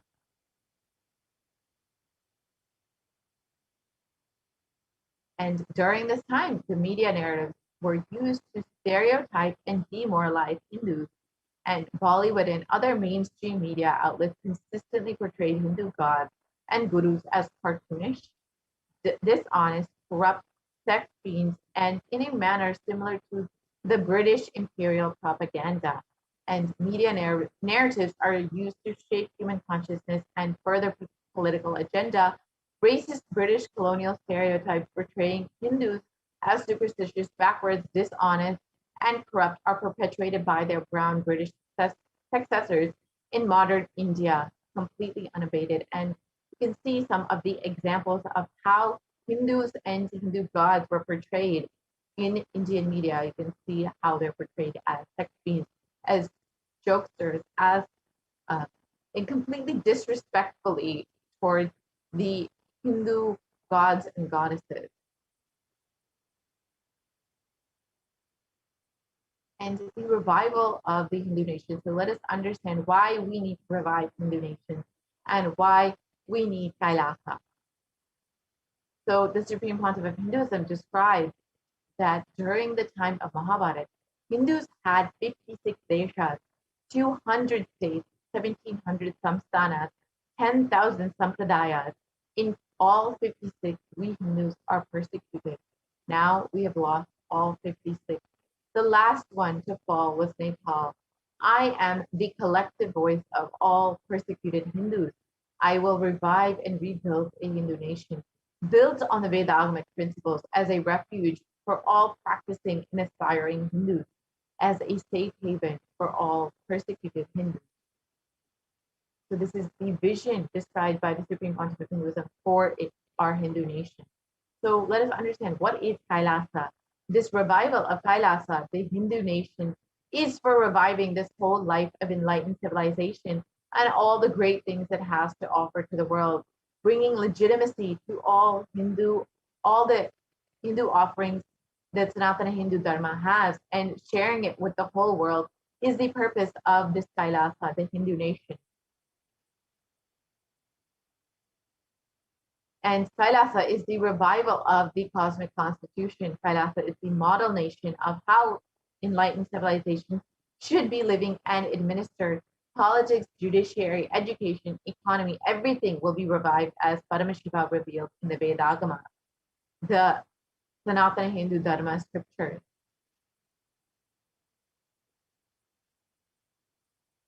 And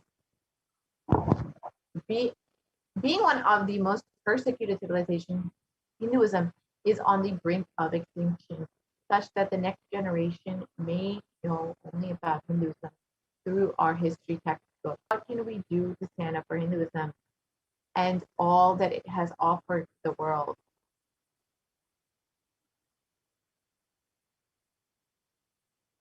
Today, Hinduism is a political orphan. The preservation and restoration of Hinduism's spiritual and cultural heritage is impossible without a national identity.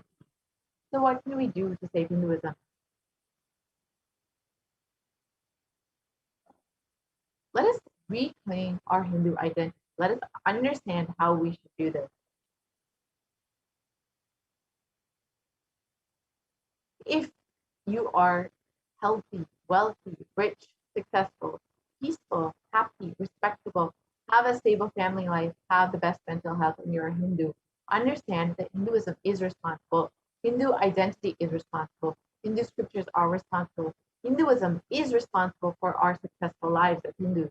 It is the Hindu scriptures which gave us the best mental setup. All of the best things that we Hindus have, the Hindu scriptures are responsible for this. Hindus are the richest and most successful ethnic community in the world. Hindu scriptures, Hindu lifestyle, our enlightened masters are responsible for this. Hindu thought currents are responsible for this. And in this article in the Hindustan Times, you can see that Hindus are the most educated religious group in the US as per the Pew report. And this just shows how much Hinduism has contributed to each and every one of our lives.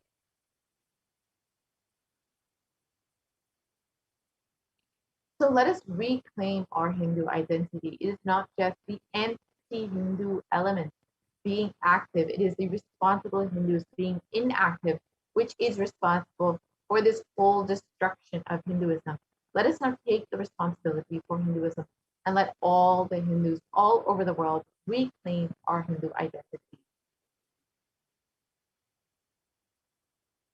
So let us understand what is the responsibility of Hindus as they be revealed. It is our responsibility as Hindus to protect Sanatana Hindu Dharma. So let's understand how we can do this.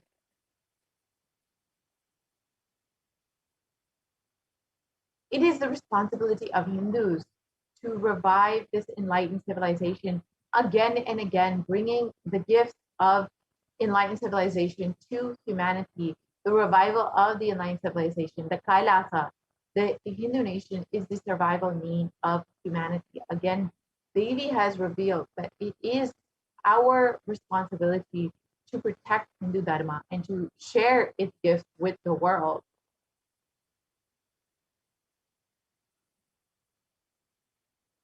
So this is an invitation to all of the Hindus out there, the born Hindus, the practicing Hindus, these sympathetic Hindus, those who are curious towards Hinduism, those who want to explore and enjoy Hinduism. Please come and be a part of this revival by the Supreme Pontiff of Hinduism. You can sign up today to become an e-citizen at kailasa.org and can reap all of the benefits of Hinduism. You can understand, learn, and become a part of this Hindu ecosystem to revive Hinduism. You can understand, learn about all of our Hindu scriptures, learn about our Hindu practices, and share it with the world. So you can connect with us also on all of our various social media platforms, including Instagram, Facebook, Twitter, YouTube, and even WhatsApp. So let us listen to why we need a Hindu nation, why we need Kailasa in the words of the Supreme Concord of Hinduism himself.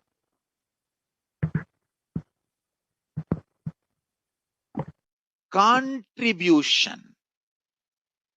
Hinduism, Veda Agamas have great things to contribute to the world.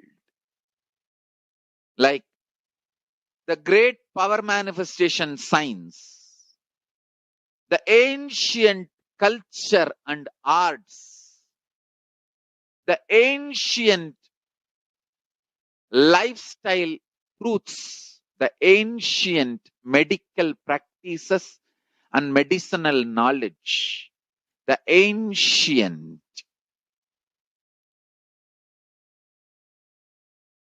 indigenous cultural heritage and jewelry, perfume, dance, music,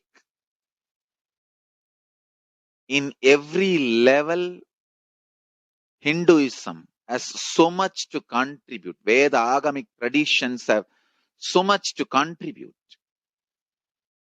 To share all this with the world, to contribute to the world.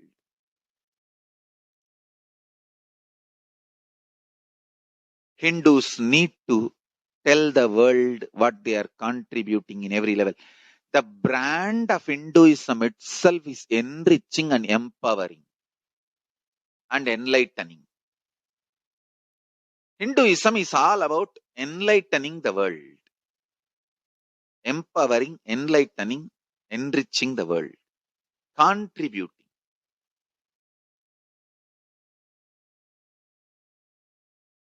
That is our spiritual life. That is our spiritual strength. That is our spiritual core principle.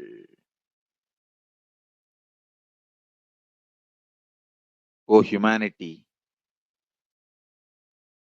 I request you with folded hands, some one corner of the world, if you just give me few hundred acres, I will keep this whole science alive.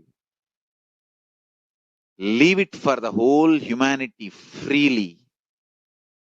Fortunately, Paramashiva has given me the power to decode all this Hindu medicinal system, Hindu judiciary system, Hindu social law and order system, Hindu power manifestation system, Hindu mental sciences system, Hindu yogic sciences, the sciences of Hindu biology, Hindu physics, Hindu psychology, Hindu physiology, Hindu chemistry, all this Paramashiva has given me the power to decode.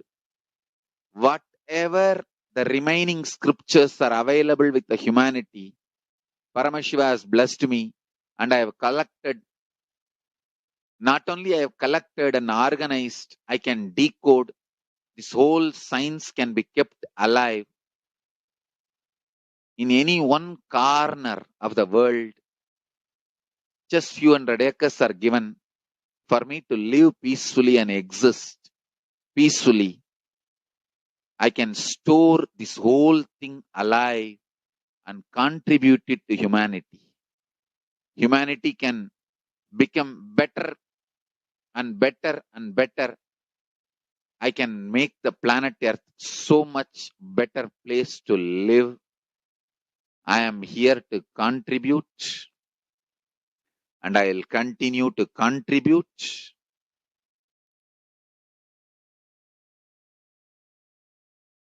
As long as I am allowed to live, I will contribute. I have collected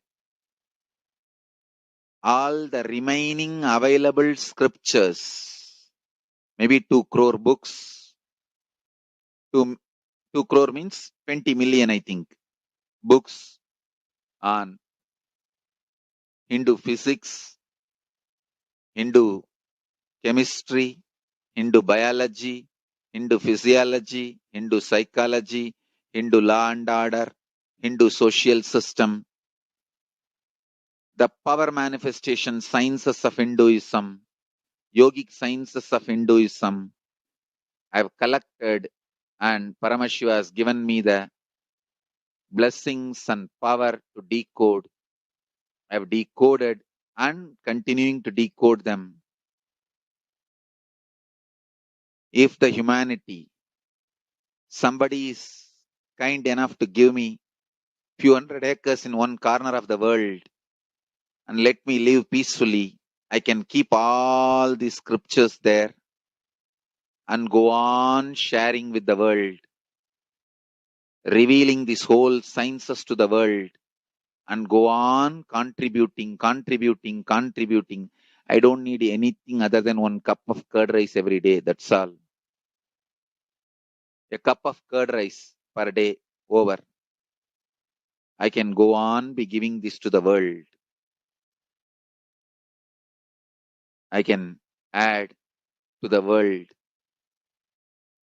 I can make the world better place to live. That's all I have to say.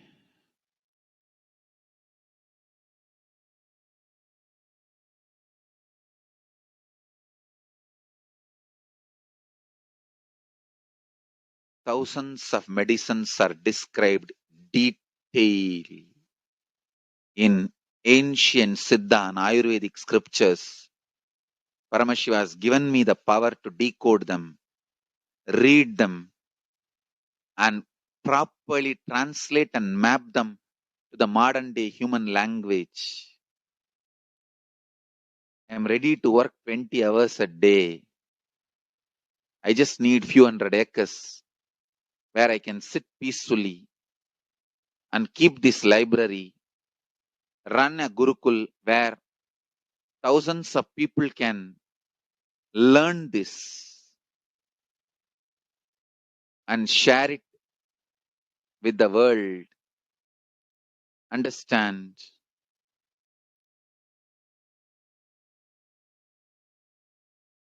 I am only interested in contributing.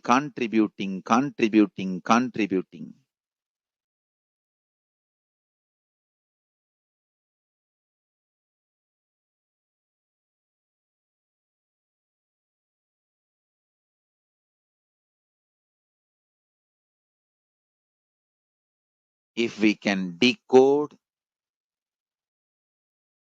all this great knowledge, whole world can prosper from this knowledge. Whole world can enjoy from this knowledge. If I prosper, I will only create a university. I will not create anything else. If the Hindus prosper, they will only create education institutions. Because Hinduism is all about giving, contributing. If I prosper, I'll create university. That's all. Kailasa is all about university to decode the ancient sciences and share with the world. Understand? Every day I am sitting and going on decoding, writing notes on my books and writing details on my books. Whether it is making human beings manifest powers, and I have also now started downloading and decoding the science of making animals manifest powers. whether making people manifest powers or healing.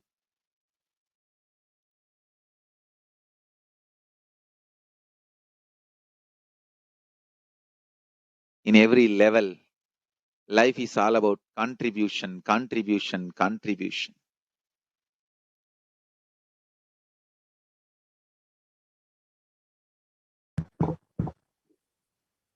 And as the Supreme Contribute. life is all about contribution, and that is exactly what the Hindu nations have done and will do for the world. So, with this, we will be concluding this segment of the Devi Akashic reading and move on into the next segment where we will understand some of the revelations made by Devi Parash. Sorry, we will understand some of the offerings that we can make to Devi Parashakti and how we can connect with Devi and show our gratitude for her after receiving so many blessings from Devi. So let us end this segment and move into the next segment. We will be right back after a very quick break.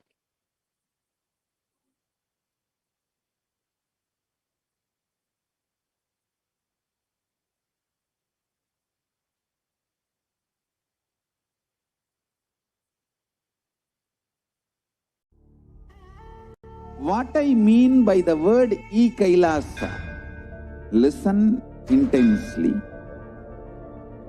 Enlightenment ecosystem, literally enlightenment itself, in your own home, wherever you are. If you cannot come to Kailasa, it's okay. Kailasa can come to you. Kailasa coming to you is e-Kailasa.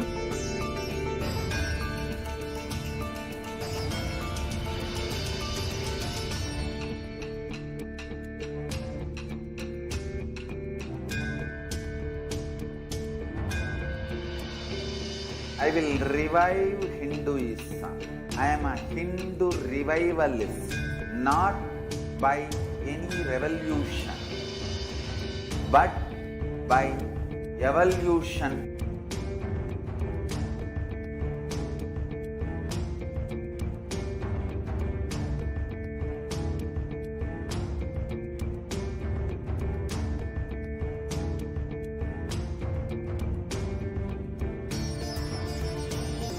And setting model community.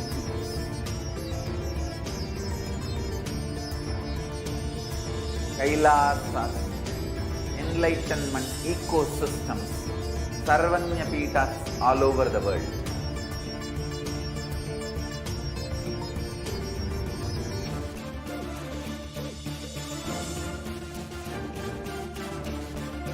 All powerful cognitions, knowledge, only when you live, power manifestation and possibilities manifestation happens. This is a fundamental truth.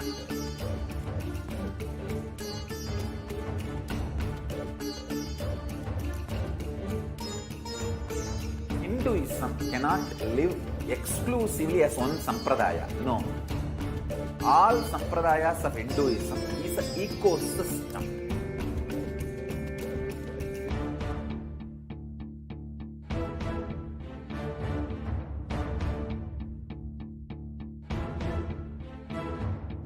So don't keep quiet thinking that if one sampradaya is attacked, only that sampradaya is going to be affected. All of us are ecosystem.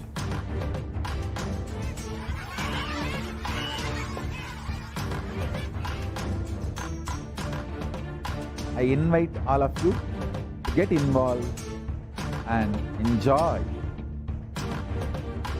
Hinduism by the principle of Dharma. Nithyanandam, welcome back to all of the viewers who are joining with us from across the world for this Devi Parashakti Akashic reading program. And we've come to this segment in this program where we are enjoying the various offerings that you can make to Devi Parashakti.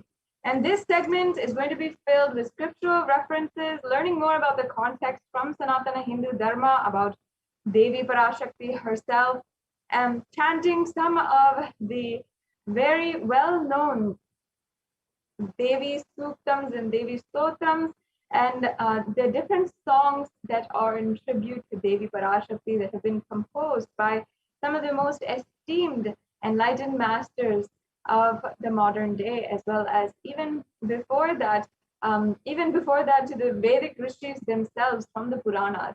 And today it's going to be a very informative, very enriching segment on the offerings to Devi Parashakti, about how offerings are a part of our daily lifestyle and how you can take this platform of Kailasa and the Nithyananda Paramashiva Devalaya as your personal temple wherever you are, and serving you digitally wherever you are. And as the Supreme Pontiff of Hinduism says, until you manifest your reality as you want it, we will manifest it for you through these offerings and through the various rituals and sevas of the Nithyananda Paramashiva Devalaya. And it is such a beautiful thing to be able to share with you all every single day the offerings, and give this extremely beautiful opportunity to experience the next level of your relationship with the divine. And ultimately, that is what this is about. That is the ultimate beautiful context and significance of these offerings that you can make today. And we will be understanding the significance of these offerings, the significance of various different levels, including why we are offering in gold, why we are offering different types of jewelry or different ornate items. Why are these each beautiful, and why are these used in Hinduism? Why are these used in worship? And what is the auspiciousness about the whole thing? All of it, believe it or not, is within the Hindu scriptures, and it is a part of the context that was given for Sanatana Hindu Dharma. That is the beauty of the whole thing. And in this segment, we will be understanding that for each and every one of you. And I request that each and every one of you stay tuned until the end of the segment so that you understand also the different offerings that you can make, and as well how to make those payments and how to exactly get into the logistics, the steps. If you are ready and some of these offerings pique your interest and you feel, yes, I want to do this right now, then you can stay tuned and ensure that you go through the right steps in order to make this a quick and seamless process as well. So now let us begin by understanding the context of the significance of an offering. In the Hindu tradition, if you are born Hindu, you know this, and if you are practicing Hindu, you must know this, that in the Hindu tradition, we always offer to God whatever opportunity we get. And that is daily, we do the daily puja, but also whatever occasion comes our way, if it is our birthdays, our marriage anniversaries, or even if we are starting something new for the first time. For example, if we're starting a new venture, a new business, or even we're inaugurating a new business place or a new home, or if we are even getting a new car, everything begins with offering to the divine and offering our gratitude foremost and requesting their protection, guidance, and their presence in our lives as we go on further. We never take for granted the presence of God in our lives, and we owe all the good things that happen in our lives to the divine, to their beautiful presence in their lives, and for them allowing such auspicious happenings to take place in our life. And for this reason, we take the opportunity at any chance we get to offer our gratitude and for building and deepening our relationship with the divine. And that is a very important part of the Hindu tradition. If we see even the offerings that are done in the traditional temples, whether it is in Madurai Meenakshi Amman temple in Madurai, or in the Tiruvannamalai Arunachaleshwara temple in Tiruvannamalai, or in any of the temples, the offerings that you can do to the main deity will always bring you closer, will always give you a deep sense of fulfillment, and will ensure that the blessings of the deity are on you at all times. So with this, let us now move into the next slide, where we will be chanting the Dhyana Shloka for Devi Manonmani. Let us now invoke her presence amongst us in this segment, as we are describing Devi in her very, very beautiful form, and we are literally going to be describing the very different parts, all of her jewelry, every single part of Devi Parashakti. We're literally going to be going over. Let us first pay our gratitude, our respect to Devi Parashakti for being literally who she is in her most beautiful form as Manonmani, the very form of Devi Parashakti, which is seated on the lap of Paramashiva. Yes, let us now chant.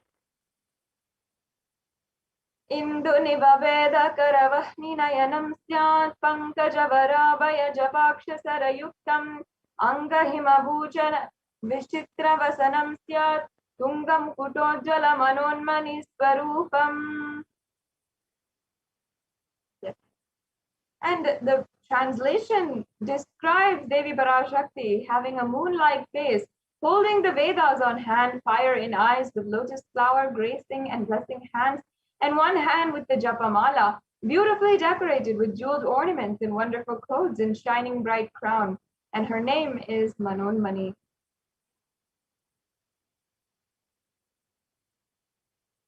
And let me now chant the next Dhyana Shloka for Devi Parashakti. ध्याये देवीं त्रिनेत्रां शशिनिभवदनां वेदहस्तां ददानां सव्ये पद्मं वरदमपरे चाभयं चक्षमालां दिव्यैराभरणैर्विभूषिततनुं ब्रह्मादिभिः पूजितां देवीमेव मनोन्मनीं प्रतिदिनं कामत्रदात्रीं शुभाम्. And the translation says, I meditate on Devi with 3 eyes, glowing like a full moon and holding the Vedas, the lotus in gracing and blessing in gracing hands. She is wearing beautiful ornaments, and she is worshipped by Brahma and other many gods, and showers auspicious boons for all actions every day.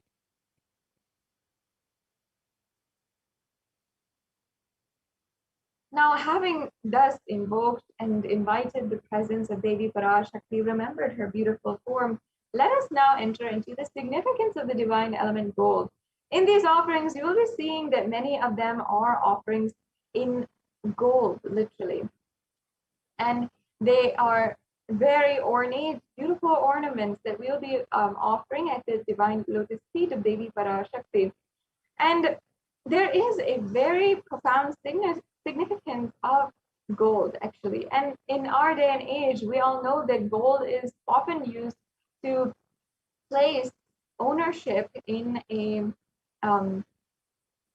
place ownership on a certain deity, or to place value on a certain relationship. For example, on Mother's Day, Father's Day, on people's birthdays, on our marriage anniversaries, we often give them gifts in gold, and that's how we place a value in the relationship.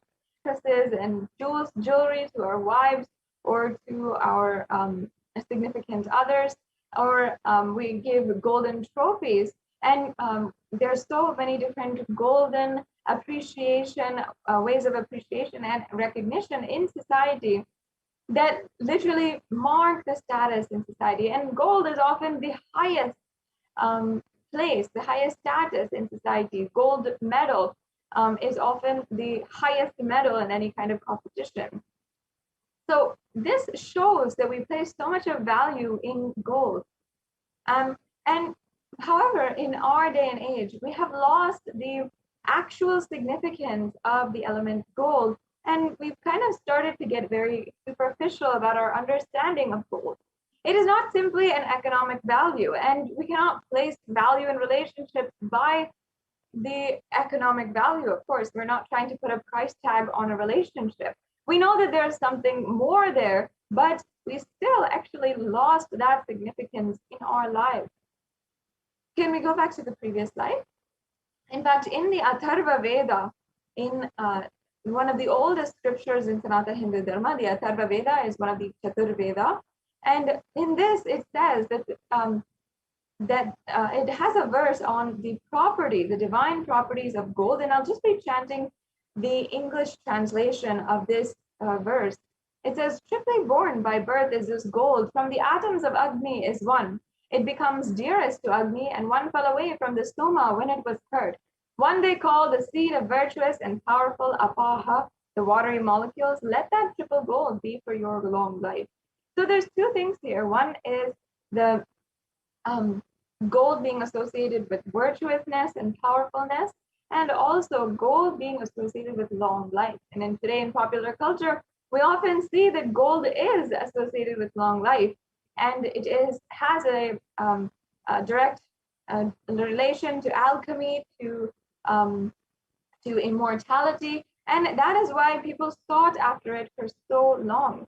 And the truth is that in Sanatana Hindu Dharma, we actually mastered these sciences of immortality and of alchemy, and we had the sciences available, and that's why many people have sought after it and even sought to destroy it. And that is ultimately why the divine element gold lost its divine qualities. I mean, not that it lost its divine qualities, but the significance is not known, and we have reduced how we see gold in our day and age, and we've reduced it to simply an economic value, which it is not.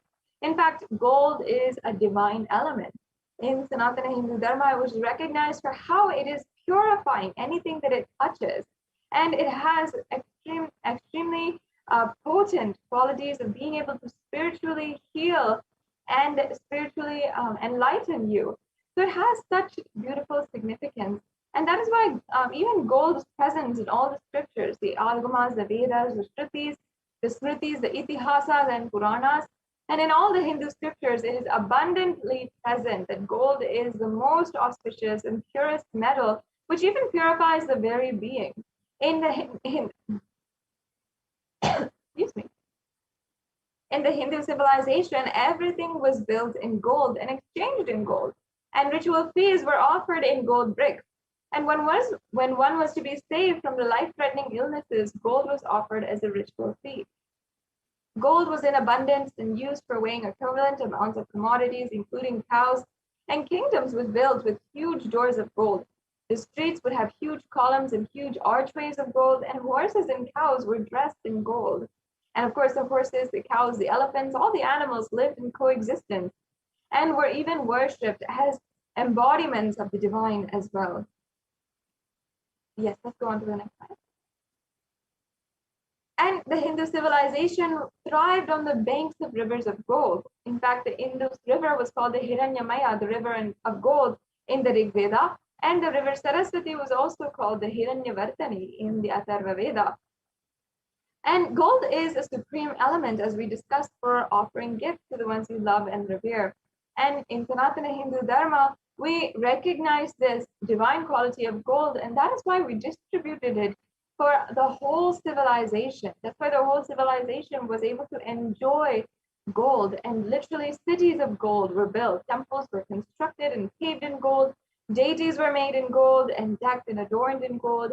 And all of this because we know that it preserves the enlightenment energy forever. And it literally will last thousands and thousands of years.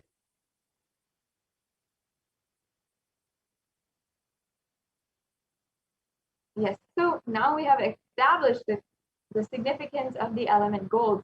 And you'll be seeing some of the offerings that we have in gold next. And the first offering that we will be understanding today is the Hundi offering. And it's a really simple offering that you can make, and it's a general donation that you can simply make. And we Hindus know the significance. When we go to the temple, we always offer a few coins or $1 or how much ever we want into the plate of the pujari or into the hundi. And in order to complete this process, this sacred sentiment, we have this hundi available through the e-hundi, And you can donate how much ever you want, and simply for paying your gratitude to Devi Parashakti for gracing us with her darshan. And Devi Parashakti literally accepts all devotion, and she is described in the Lalita Sahasranamam as who is fond of true devotion, who is described as Bhakti Priya, and literally the one who accepts any kind of devotion, and she doesn't ask anything in return. I'll just be chanting that verse now from the Lalita Sahasranamam. Bhakti Priya, Bhakti Gamya, Bhakti Vashya Bhayapaha, Shambhavi Sharadaradhya, Sharvani Sharmadayini. In this Lalita Sahasranama, which is actually a very sacred text, the different names and descriptions of Lalita of Devi Parashakti, and it is sourced from the Puranas, and Vedic rishis had literally chanted this, and from then it became one of the most primary scriptural references and scriptural authorities for the descriptions of Devi. So here, this verse means Devi is fond of true devotion and is realized through true devotion. And she can be won over through true devotion, and she removes all fear. This is such a beautiful verse. And you'll be able to understand how the true devotion simply works, and she'll just accept anything. And it is basically just a form of pure gratitude that we are offering. And this Ihundi offering is available for you just to express that and show your gratitude towards Devi Parashakti. The next slide, please. And she is also the remover of all fears. If there's any fears in the minds of the devotee, Devi is sure to remove that fear. And it is stated that Devi likes to be worshipped in autumn here.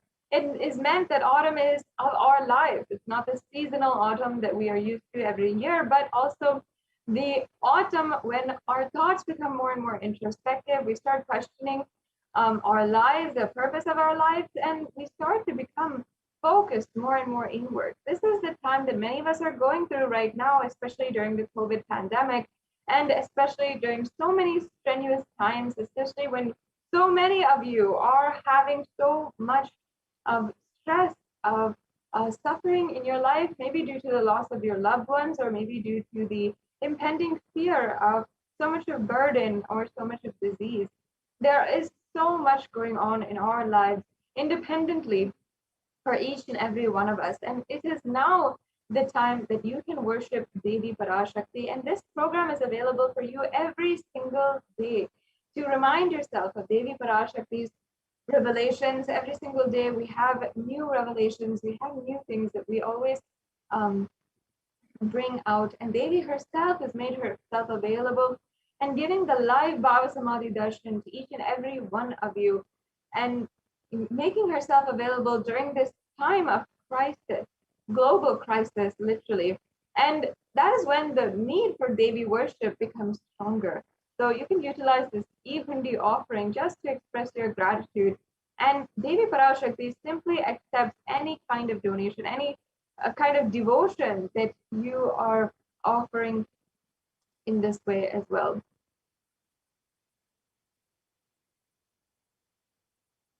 Yes. The next offering is the Sankalpa chanting. This is also a very simple offering that you can make for $1. And this offering is the chanting of the Sankalpa. And the chanting of the Sankalpa is a very spiritual process. It is a prayer that is offered at the feet of Devi Parashakti. And the Sankalpa is actually a very elaborate prayer. It has very many lines, and in the description of the avatar as well as Devi Parashakti herself. And it also has prayers embedded within its lines for things such as experiencing the eternal celebration, the eternal auspiciousness, and blessing us with the different Shaktis as well as great health, going beyond fear and lust and greed. All of this is the things that we are praying for in the Sankalpa mantra. Not only that, the creation of positive energy inside of us through the sacred chants is not something that should be taken for granted. The offering of the Sankalpa is literally that. And Not only that, just the sacred vibrations that are going on within anyone. And when the prayer is offered on your behalf, the energy is aligned inside of you so that your conscious resolution can come through. And you may have any kind of conscious resolution. You might feel, you might want to make it happen in your reality, certain wealth or a certain relationship to heal, or whatever it is. That conscious resolution is what this prayer is going towards and what it will ultimately fulfill. So offering the sankalpa, chanting this conscious resolution, blesses the person who is offering with all the fruition of their desires and wishes.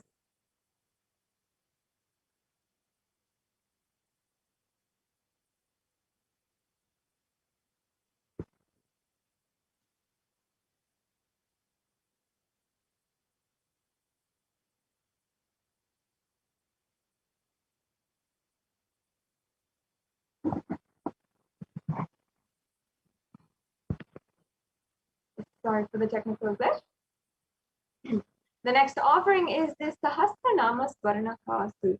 This is an ode and tribute to where Devi Parashakti is recognized as Lalita, and sorry, is recognized in the Lalita Sahasranamam in verse 731 as Namaparayana Prita, meaning she who likes the repetition of her various names.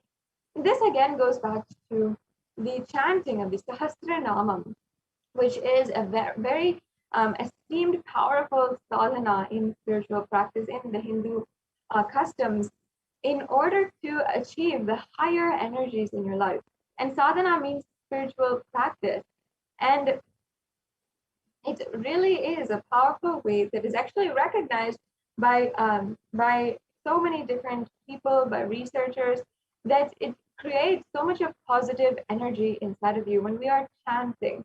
And that the Sanskrit mantras have so much of association with the positive energies and the positive vibrations. And when you're chanting the names of Devi Parashakti in the Lalita Sahasranamam, it is literally creating that positive energy inside of us. And the significance actually is that the whenever we are cherishing in the inner space, whatever we are cherishing in the inner space is always what is manifested into reality. And we always manifest we always literally manifest whatever is going on inside of us. If we are cherishing suffering and we are continuously worried, we'll see that that is exactly what happens. That's exactly what plays out. If we cherish positive thought currents in the same way, we experience that in our reality. So this offering of the 1008 names of Devi Parashakti is a special and unique archana offered to the Mahameru of Devi Parashakti. You can offer a gold coin inscribed with each and every one of these 1008 names and receive the blessings to have all of the Ananta Kalyana Gunas, literally be blessed and be expressing all the divine qualities of Devi Parashakti.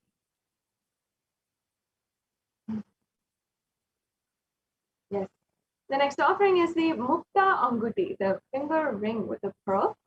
And now I'll just be chanting the verse from the Meenakshi Pancharatnam, where it describes Meenakshi, the incarnation of Devi Parashakti, as Muktaharana, adorned with pearls. Muktaharanala Satkiritaruchiram Purnendu Vatra Prabham Shinjannu Purikinkini Manidaram Padma Prabhabasuram Sarvavita Palapradam Girisutam Vani Rama Sevitam Meenakshim Pranatosmi Santatamaham Karunyavaram Nidim. And the English translation says, I bow down to the goddess Meenakshi, whose crown has garlands of pearls and face shining like the full moon, who wears anklets that are studded with gemstones and has small bells, who is shining like the splendor of a lotus and who grants all the wishes, the daughter of the mountain, who is worshipped by goddess Vani and Rama. I remain ever bowing to the goddess Meenakshi, the ocean of compassion. And Meenakshi here is described as the ocean of compassion. And not only that, I think there's a technical glitch. We can go back to the slide. Yes. And not only that, Meenakshi Devi Meenakshi also is associated with pearls. And literally, pearls actually symbolize compassion, and they're also very much associated with Devi Meenakshi. And Devi Meenakshi is always described to be adorned and decked in pearls, as you can see in this verse as well. And Devi Meenakshi also has such a beautiful way of relating with the whole world and such a beautiful way of manifesting literally Kailasa on planet Earth. Devi Meenakshi was the sovereign leader of all the 56 deshas, all the 56 kingdoms. And when she came down on planet Earth, she united all of the kingdoms, she conquered all the 8 directions, and what is very much known and praised to be called the Big Vijayam, the conquering of all of the directions. And it was basically a conquest out of compassion. That is what was why Devi Meenakshi is described as the ocean of compassion, because she literally spread compassion across all of the 56 deshas. She brought all of the different tribes that in that point in human history, all this 56 deshas, all of the different tribes of humans were all in this stage of human history. And she brought it all under one rule. And for the first time on planet Earth itself, there was a huge civilization, a huge country living under one rule. And that was the power of Devi Meenakshi. She literally brought a breakthrough to the whole lifestyle of human beings. Excuse me. And she had ensured that the entire civilization was thriving. Literally every human being was taken care of. That was the compassion of Devi Meenakshi. With this offering, you really see how you will be blessed with the compassion of Devi Meenakshi in your life. Yes, we can go on to the next offering now. The next offering is the Swarna Padma Pushpa, the golden lotus. And in the Kamic Agama, it's described that all the kalasas should be wound around with suitable thread and covered with new cloth, and they should be adorned with the lotus flower made of gold.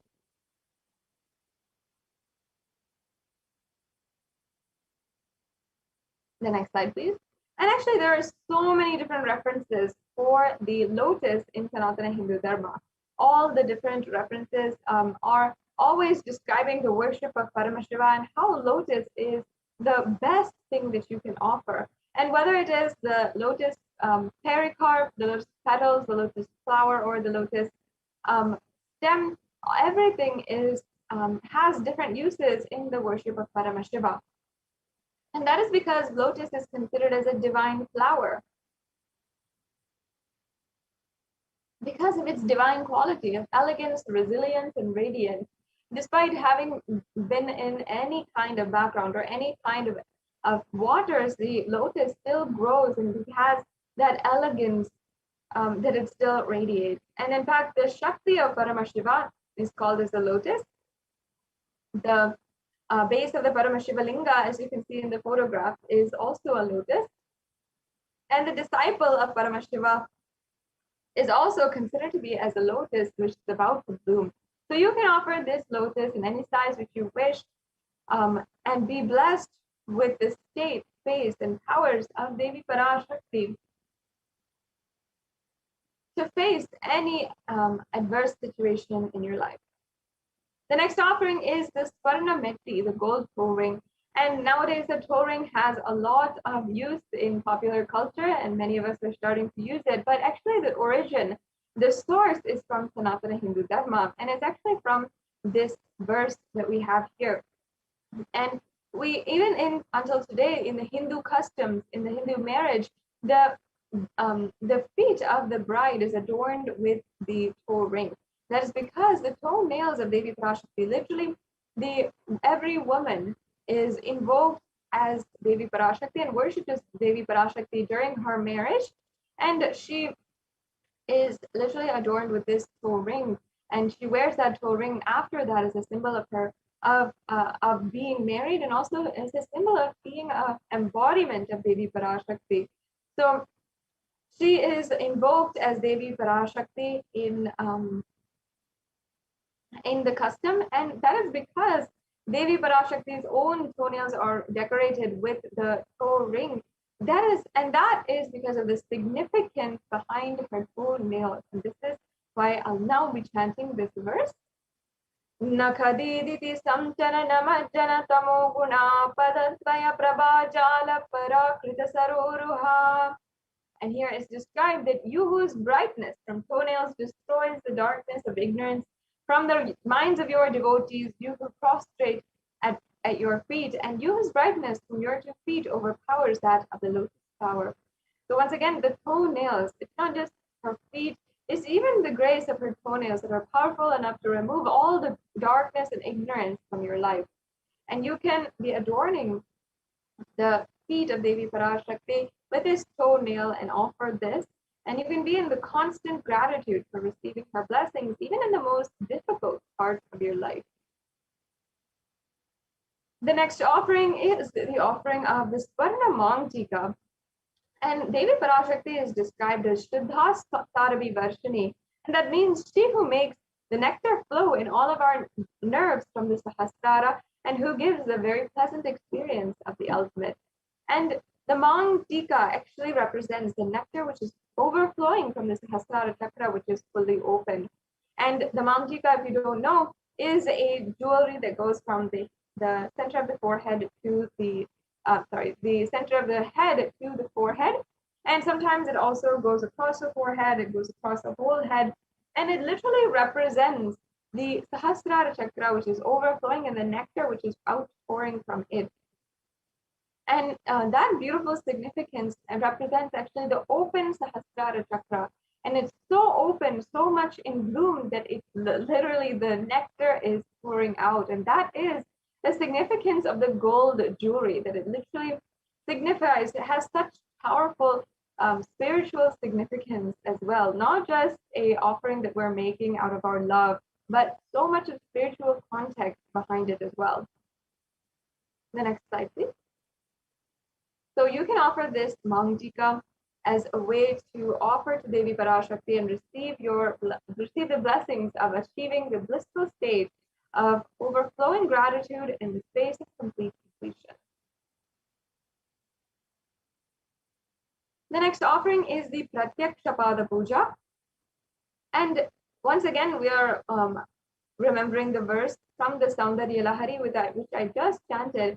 And it states that the nails that have been sharpened by constantly being touched by the crowns of celestial beings who prostrate before Devi are capable enough to remove all darkness. And Tamoguna is considered as darkness. And in this statement, tamas is indicative of ignorance. And in the minds of devotees, by constantly prostrating before Devi, the ignorance is removed and they attain knowledge, they attain the ultimate knowledge.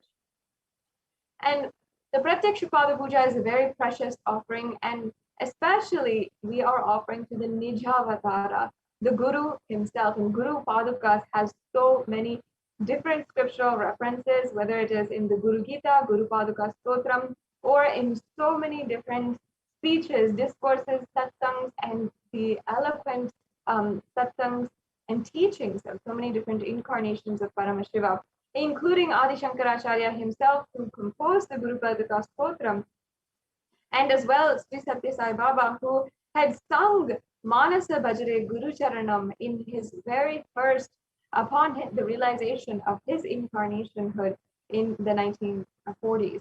So in so many different ways, the Guru Paduka is so much, so revered in Sanatana Hindu Dharma, and we can go on describing. Of course, we can go on for 3 chapters, 900 verses about the significance of Guru Padukas. But in this offering is really a once in a lifetime's offering, and many Kailashriyans offer this once or twice a year, and they make sure that they do that just out of their pure gratitude towards Guru happening in their life, and just literally offering their gratitude at the feet of the Supreme Pontiff of Hinduism. So you can also do this and offer, and make sure that you are offering this Pratyakshapada Puja. And the next offering we have is the Vastra Seva. The Vastra Seva is the offering of the sacred cloth or the sacred adornment as well. This also will bring so much of auspiciousness and protection of the Guru in your life. So now this brings us to a conclusion of the array of different offerings that we have for each and every one of you. And now you can see a summary table on the next slide of the different offerings. You can see we have 9 different offerings that are available right now. The Ihundi offering, the Sankalpa chanting, the Devi Sahasranama Kastu, the Mukta Anguti, the Swarna Padma Pushpa, the Swarna Meti, the Swarna Mantika, the Pratyaksha Pada Puja, and the Vastra Seva.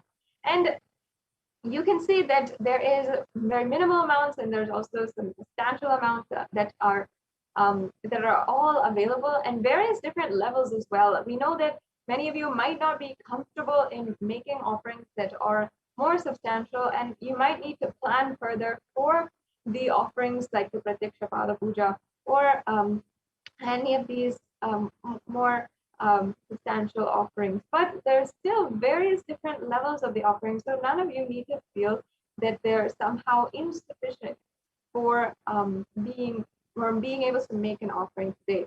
It is nothing. It is a beautiful way that you can express your gratitude, and there's so many different levels that you can offer. If not the highest level, then you can offer the lowest and just express your gratitude to Devi Parashakti in some way and form. And if any of these offerings pique your interest as well, you can, but you might not be ready immediately to make an offering, the offering that you'd like to make, because so many of these offerings have so much of beautiful significance. As we described, we learned all the scriptural references in the spiritual context of these offerings. If you're not ready yet and you feel you need more information or you need more time, then you can fill out the Bhava Samadhi Darshan registration form. We can go on to the next slide.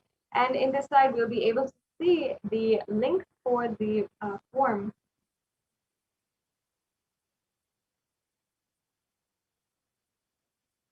Yes.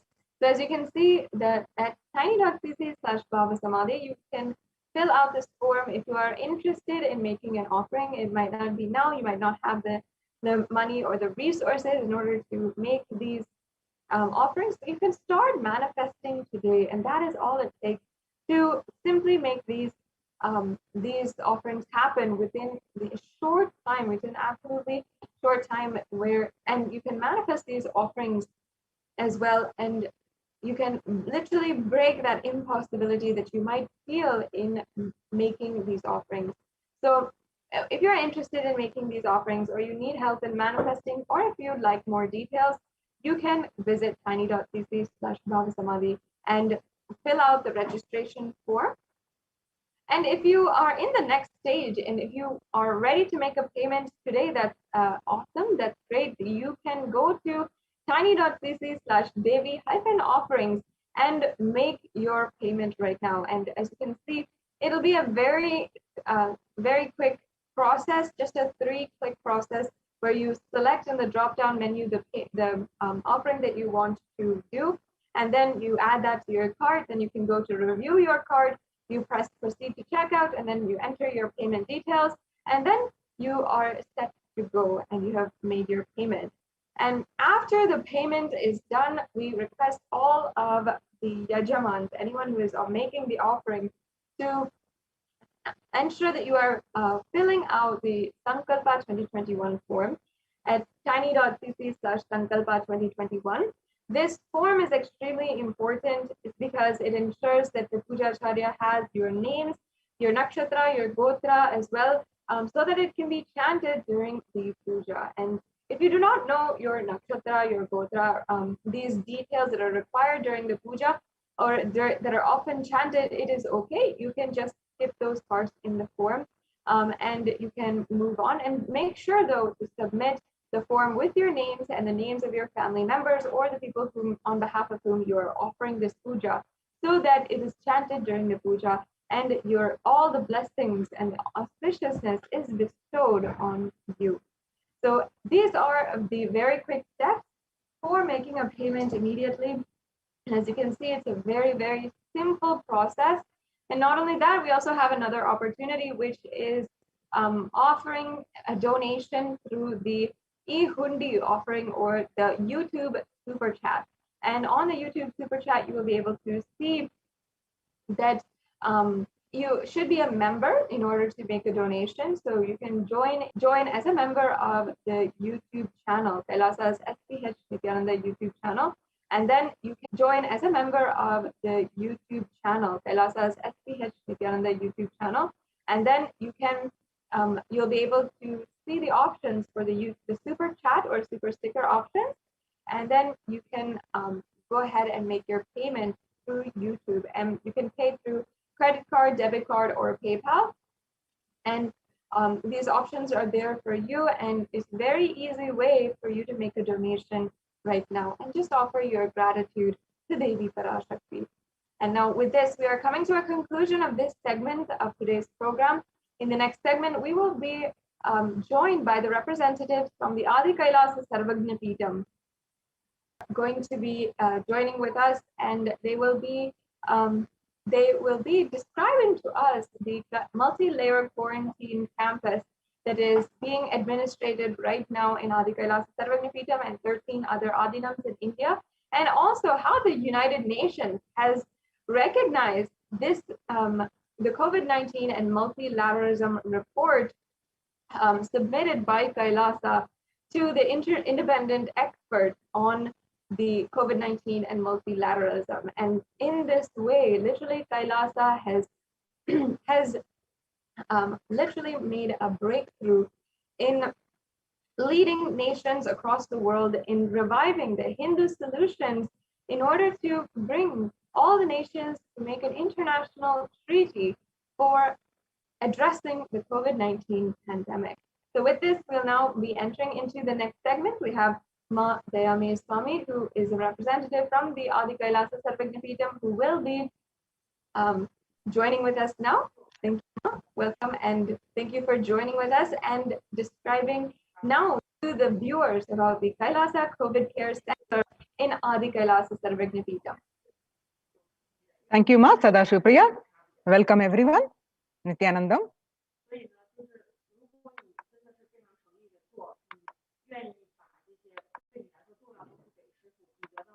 In this segment, now we are going to see the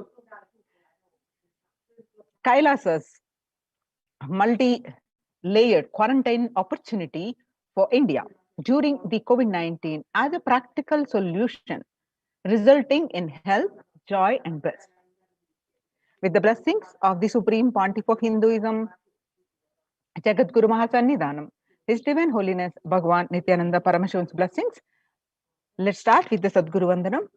Nithyanandam Paramasugadam Kevalam Jnanamurtim Dvandvatitam Gagana Sadrusham Tattvamasya Dilaksham Ekam Nityam Vimalamachalam Sarvadi Sakshibhutam Bhavatitam Triguna-rahitam Sadgurum Tam Namami. Yes. Now, the report on these Kailasa solutions is recognized by the United Nations. The report also, we are going to present in detail the report published in the United Nations on Kailasa's COVID care protection centers, a multi-layered quarantine opportunity, and other Hindu Kailasa solutions. And multilateralism. All this we are going to present in this segment.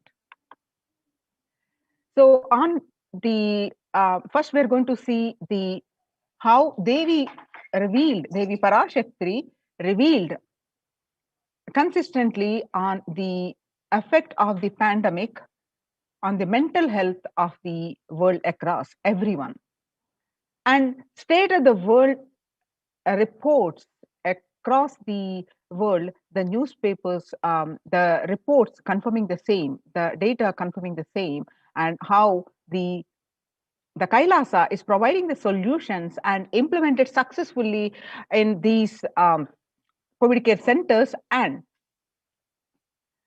it is now recognized by the United Nations. So let's see those reports. The Devi revealed on the on 5th June 2021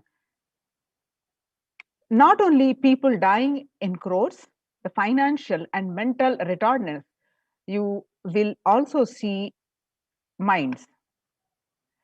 Minds getting collapsed. Freedom from all this suffering is the life of living enlightenment. First, prevent yourself from this deadly corona.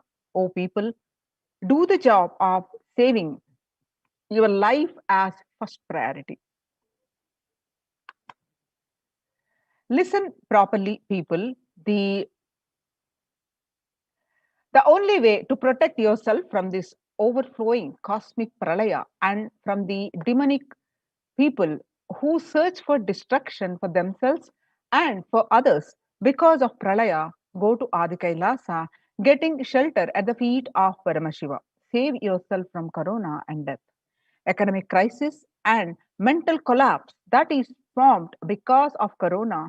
Save yourself and move towards living enlightenment. Move towards Paramashiva, Parampurul, doing yoga and tapas, doing seva to all the devotees of Paramashiva and live a good life. Just for that, I have opened the doors of Adi Kailasa and for all those in the universe, not only human beings, as even Siddhas, Jnanis, and Yogis have come and are doing penance in Adi Kailasa. For everyone who come, goodness, prosperity, jnanam, and yogam will overflow. Do not have fear, bliss is there. Do not have worry, I will protect with goodness. Just for that, I have opened the doors of Adi Kailasa. For all those in the universe, not only human beings, as even Siddhas, Jnanis, and Yogis have come and are doing penance in Adi Kailasa. For everyone who come, goodness, prosperity, jnanam, and yogam will overflow. Do not have fear, bliss is there. Do not have worry, I will protect with goodness. Happiness is there, enlightenment is there. Do not have fear, bliss is there. I am solving sufferings. I am the Samayapurattu Kanattal who comes and helps at the right time. These are the revelations about the mental health Devi revealed on 5th June 2021. And media article at the different dates following that, confirming the same on one of these article on global news. Psychiatric symptoms like depression, anxiety exhibited by the COVID-19 patients, which is published on 6th June 2021. According to a new study, neurological symptoms like depression, anxiety are also showing to be common in those who have contracted COVID-19, even in more mild cases. And about the mental health on 5th June and the media article confirming the same on 8th June 2021. According to the article on BMC Psychology, the impact of COVID-19 on the mental health of US college students. The results indicate that the students closer to graduating faced increases in anxiety, which is 60.8%, feeling of loneliness, which is 54.1%, and depression, which is 59.8%. Many reported worries for the health of a loved one, most impacted their mental health status of 20.0%, and the need to take care of family most affected current and future plans, which is 31.8%. Almost one half of students took exercising and other remedies. The rates of anxiety and depression among the college students continue to soar, researchers say. Researchers at the Dartmouth College, who have tracked the moods and behaviors of about 200 college students for 4 years, say stress levels are at their highest. The report by the Lauren Lumpkin on 10th June 2021. The Dartmouth College researchers began tracking 217 students when they entered the school as freshmen in 2017 in the hopes of understanding how they behave. They have seen students' stress levels rise and fall, usually in tandem with midterm and final exams. But since the onset of the coronavirus pandemic, rates of depression and anxiety have soared. And have showed no signs of coming down, said the Andrew Campbell, a researcher and computer science professor. The psychology today on coronavirus, the trauma, the psychological trauma and PTSD event, how this pandemic will result in trauma responses. Much has been said about the mental health crisis that is occurring related to the coronavirus pandemic. Much of this information has focused on the all consuming anxiety, panic, and fear that many are experiencing. While this is important and needs to be at the forefront of discussions, something that has not been discussed in the psychologically traumatic nature of what our nation and our world is experiencing. The increased prevalence of the post traumatic stress disorder, PTSD, is expected to emerge as a primary factor driving the growth of the global post traumatic stress disorder therapeutics market over the period of assessment. What it used to be in 2019 and which increased to 11.91% on by expected to rise by 2027.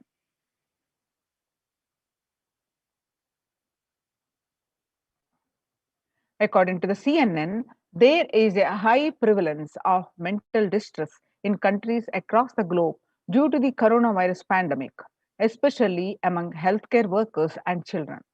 According to the United Nations and the World Health Organization, the impact of the pandemic on the people's mental health is already extremely concerning.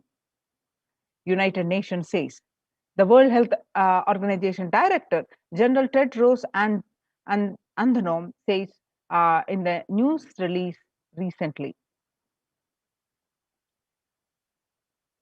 It is now crystal clear that mental health needs must be treated as a core element of our response to and recovery from the COVID-19 pandemic, Tedros added in the CNN published article.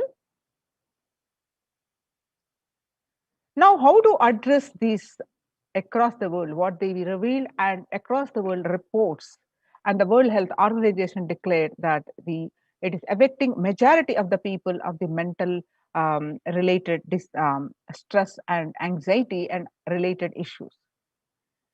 See, one of the majorly they reveal is yoga. Yoga greatly improves mental, spiritual, and physical health. People who practice yoga experience less anxiety, less depression, and fewer symptoms of post traumatic stress disorder. Yoga also improves well being, including increased gratitude, relatedness, acceptance, centeredness, empowerment, self esteem, and compassion, self awareness, and hope. Yoga can help us to manage stress and self regulate, an important tool in the current time. We are all equipped with the innate coping strategies for responding to stress. But sometimes our stress response can become out of balance. We are living in a world that regularly activates our sympathetic response, that is, our body's way of responding to stress, sometimes called fight or flight. This is balanced by our parasympathetic response, that is the way the body helps us to rest and relax. Yoga can help bring our parasympathetic response back online and allow us to find balance. Activating our parasympathetic response brings us into a more restful space and allows us to find calmness, connection, and compassion. The deep mindful breathing of yoga and meditation stimulates the vagus nerve, which activates the parasympathetic nervous system and supports self regulation and stress management.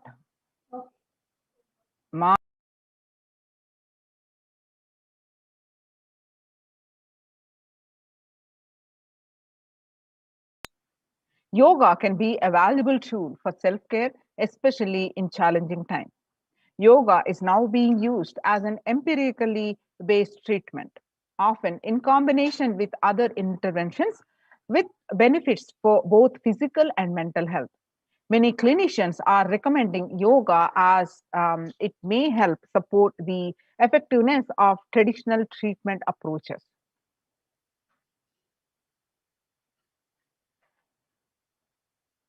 The Psychology Today published that in an article, when we, psychologytoday.com, when we actively choose a tool of self care, we better equip ourselves to survive and seek resilience in different circumstances. While it is but one tool, yoga offers the potential for connection and well being, even in these challenging times. Spirituality benefits mental health. Research shows that individuals have better mental health if they belong to a particular community or have religious beliefs. Spirituality can help people in many ways. First and foremost, spirituality or religion can help people find meaning in their life, which is instrumental in improving one's mental health. Spirituality can perhaps help you connect with your divine self. In addition to endowing meaning to your life, it has the potential to improve mental, physical, emotional well being as well. It has been the source of relief and comfort from various challenging issues for thousands of years. The article on the www.livinginwellbeing.org, the psychological health benefits of spiritual practices. Now, revelations to the world by the Supreme Pontiff of Hinduism, Jagadguru Mahasannidhanam, His Divine Holiness Bhagwan Nithyananda Paramashivam on 22nd May 2021. Paramashiva is very clear. Focus on making your body alive, life alive. Mind is obsessive compulsive reaction. It is nothing but a bunch of unconscious reactions. Do not try to sympathize with the mind. Make your body and life alive. That is the only priority for all of you. I am talking to everyone who has a little love and sympathy for me. For all of you, take this as a guru walk. Make your body consciously strong. Gym will build muscles, make you look very nice in the outside, but only yoga and Ayurvedic lifestyles will make your body conscious. Just see all over the world, all the gym bodies are just dropping dead. Only yoga will make your internal organs strong and your ability to manifest consciousness strong. Let me give you the solution from the Paramashiva to protect yourself from this whole pralaya. Not just from corona.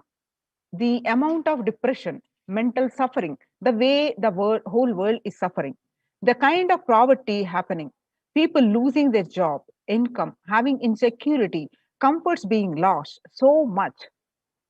Just make your life extremely strong. 3 years back, I said, keep yourself alive for next 3 years. I have enough evidence that 3 years back, I trained the whole Kailasa. First, the devotees in their own homes. Second, the Kailasavasian inside the Sangha, physically, mentally, psychologically, or consciously for quarantine lifestyle. For being active without getting mentally broken by being in one place, doing intense yoga, making the body and internal organs strong, taking bay leaf, neem juice, tulasi, and haritaki, triphala churna, Ayurvedic lifestyle, a lifestyle of less food and more energy, more activism. I only told it is for an important reason. Please wake up. Quarantine yourself, build your body. Do not bother about your business or any other profit or anything else. This year, if you are alive, that is the greatest profit. Now, this efforts of the Supreme Pontiff of Hinduism reviving the Kailasas and the ecosystems and the results successfully implemented with zero contract of corona pandemic of these multi-layered Kailasas de facto embassies, spiritual ecosystems are successfully been implemented, and a report has been published by the United Nations. And United Nations recognizes this Kailasa's report on the COVID-19 and multilateralism. You can see the screenshot here projected from this from the Kailasas, the Supreme Pontiff of Hinduism, Jagadguru Mahasannidhanam, Bhagwan Nithyananda Paramashivan's Facebook page. You can see, go ahead and click on this link and read the whole article by yourself. And we're also going to present this article here. You can see some more screenshot of this article, which is published, a detailed report. The report published on the https://www.ohchr.org, the Adi Shaivat Minority Tradition.pdf. The globalization of disease has led the world to be only as resilient as the least resilient country and person, especially of highly contagious COVID-19, which has spread the scale and severity not seen since Spanish flu. The variants of the virus, such as B.1.617.2 Delta, the Delta Plus, and Epsilon Gamma, continue to threaten even those vaccinated. Secondary diseases such as black fungus are targeting COVID patients and killing almost 1 in 2 persons in such cases. Human life is more precious and important than all academic principles or systems in totality, because all these concepts are legitimate only because of their utility value, which is to fundamentally make human life better.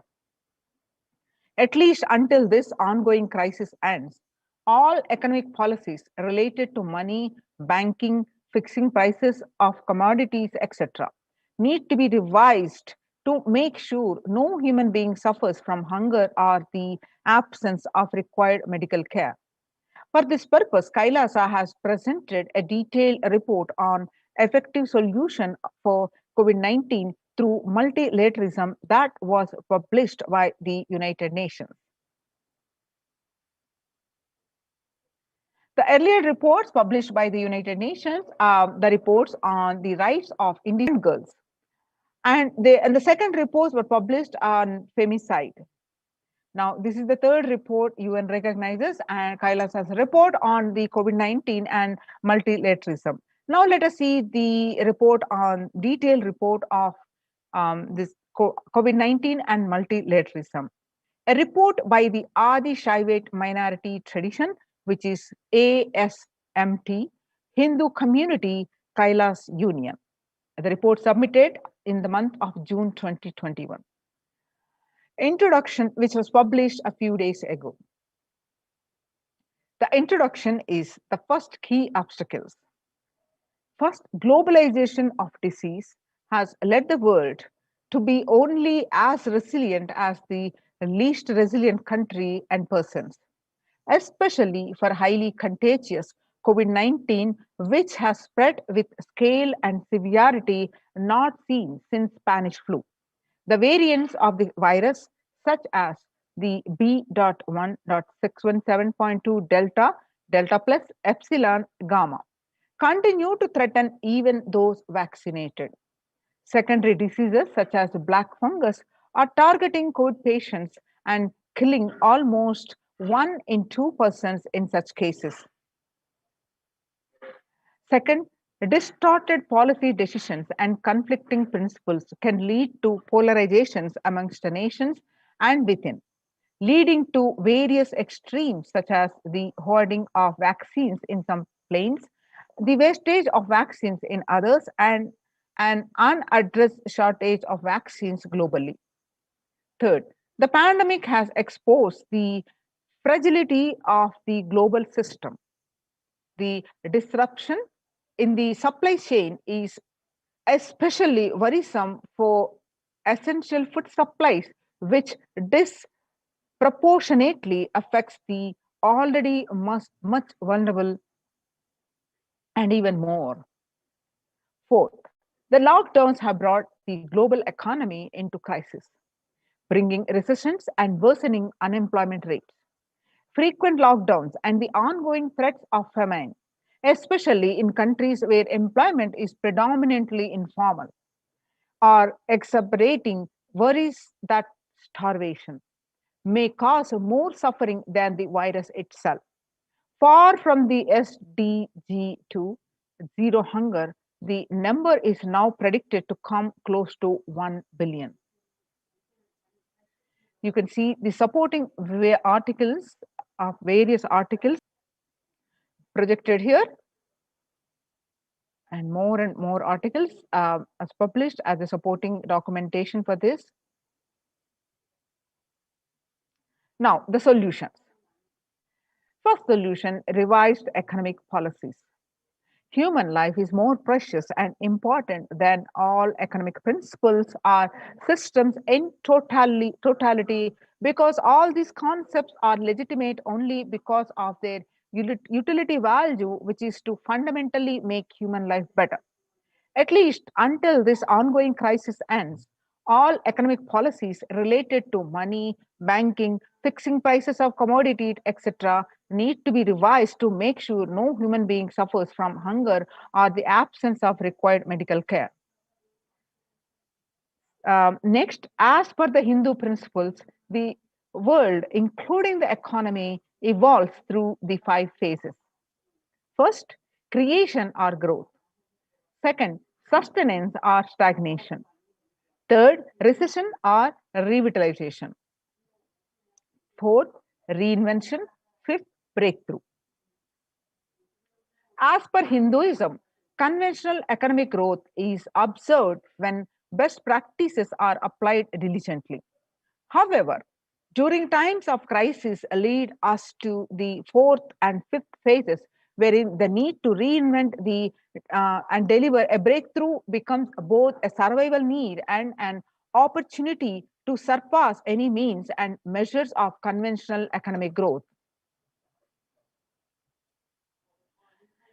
Next, according to the Keynesians, increased public expenditure during the Great Depression of 1929 improved the economy. However, the government never completely gave up trying to balance the budget, which resulted in it never spending enough to bring the economy out of recession until the Second World War.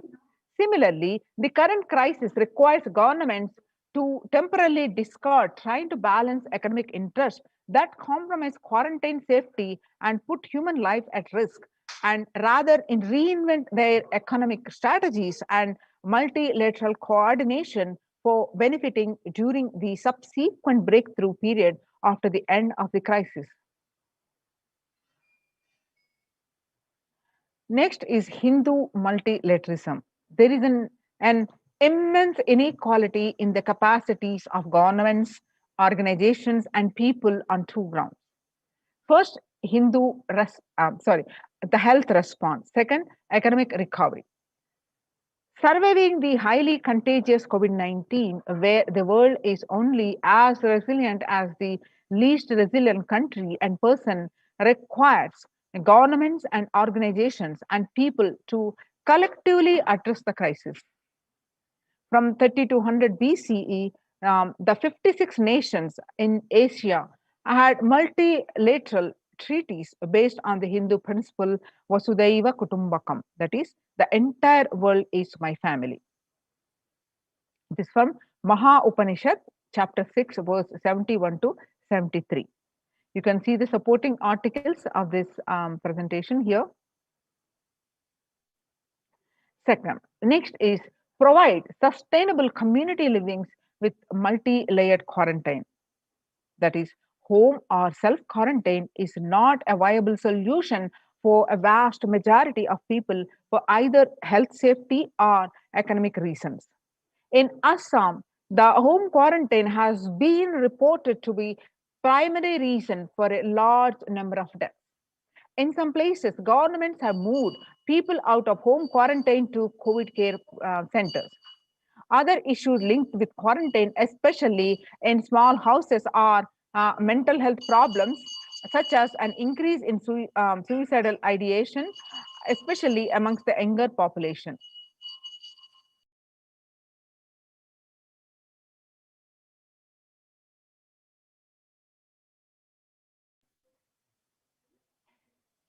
This requires friendly quarantine setups which are self-sustained and sufficient in terms of food stock and supplies, recreation, employment, education, etc. In India, state governments have attended to provide free and um, paid solutions which face various challenges related to hygiene, exor- ex- exorbitant pricing. Some facilities have seen challenges related to requests for private accommodation. Experimental townships such as Auroville have demonstrated a fair amount of success in creating a friendly, safe, and compliant quarantine facility. However, solutions such as Auroville are not open to the public. For 2 decades, the leader of the ASMT Hindu community, the Supreme Pontiff of Hinduism, Jagadguru Mahasannidhanam, His Divine Holiness Bhagwan Nithyananda Paramashivam, had been creating townships like Auroville across more than 100 cities in several countries. The Supreme Pontiff of Hinduism, Bhagwan Nithyananda Paramashivam, has urged the citizens worldwide, especially from severely affected, the regions which severely affected by the pandemic, to protect themselves as the topmost priority and avail these free quarantine facilities that the community has created, especially as home quarantine has failed for many and is known to be a primary reason for a large number of deaths in many scenarios. The Supreme Pontiff of Hinduism, Bhagwan Nithyananda Paramashivam, has emphasized the need and urged the government, the worldwide, to provide food, safety, medical care, shelter, and all survival needs to all human beings under their care, with absolute multi-layer quarantine until the coronavirus is eliminated from planet Earth, including all different strains of the virus. Now you can see the supporting articles which are projected here. Next is educate citizens on individual pandemic management. Unlike previous pandemics, the current era provides active, real-time visual information about the fatalities. And underreporting of this data may give false hope and make people reckless. Exaggerations in reporting can also make people reckless as they may feel eventual death due to a coronavirus is inevitable. So proper education is extremely crucial as it will dramatically reduce the number of deaths and reduce the challenge on the healthcare system.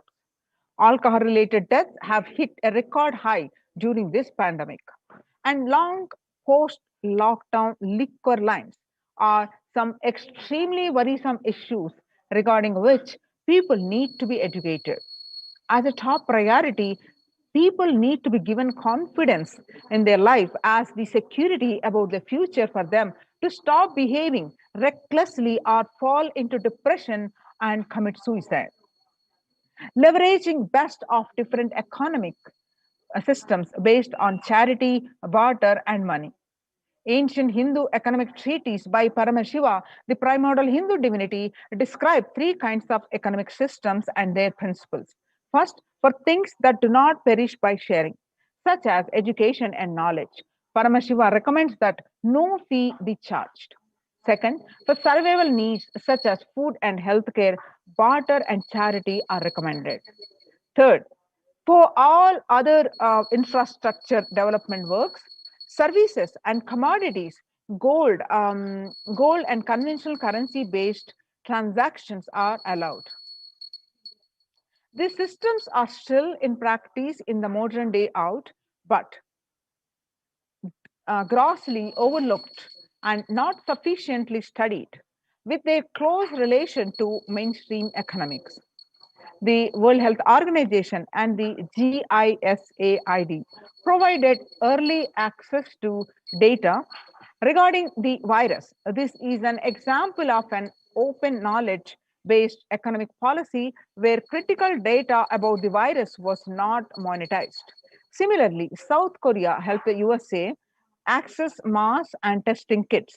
And there was a hope that these would lead to a reciprocal arrangement in terms of vaccine, which is like a barter based model allowed in food and healthcare.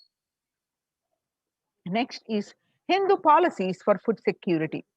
A highly effective concept for ensuring food security in ancient Hindu nations was that of food grain banks. These were prevalent until the 18th century.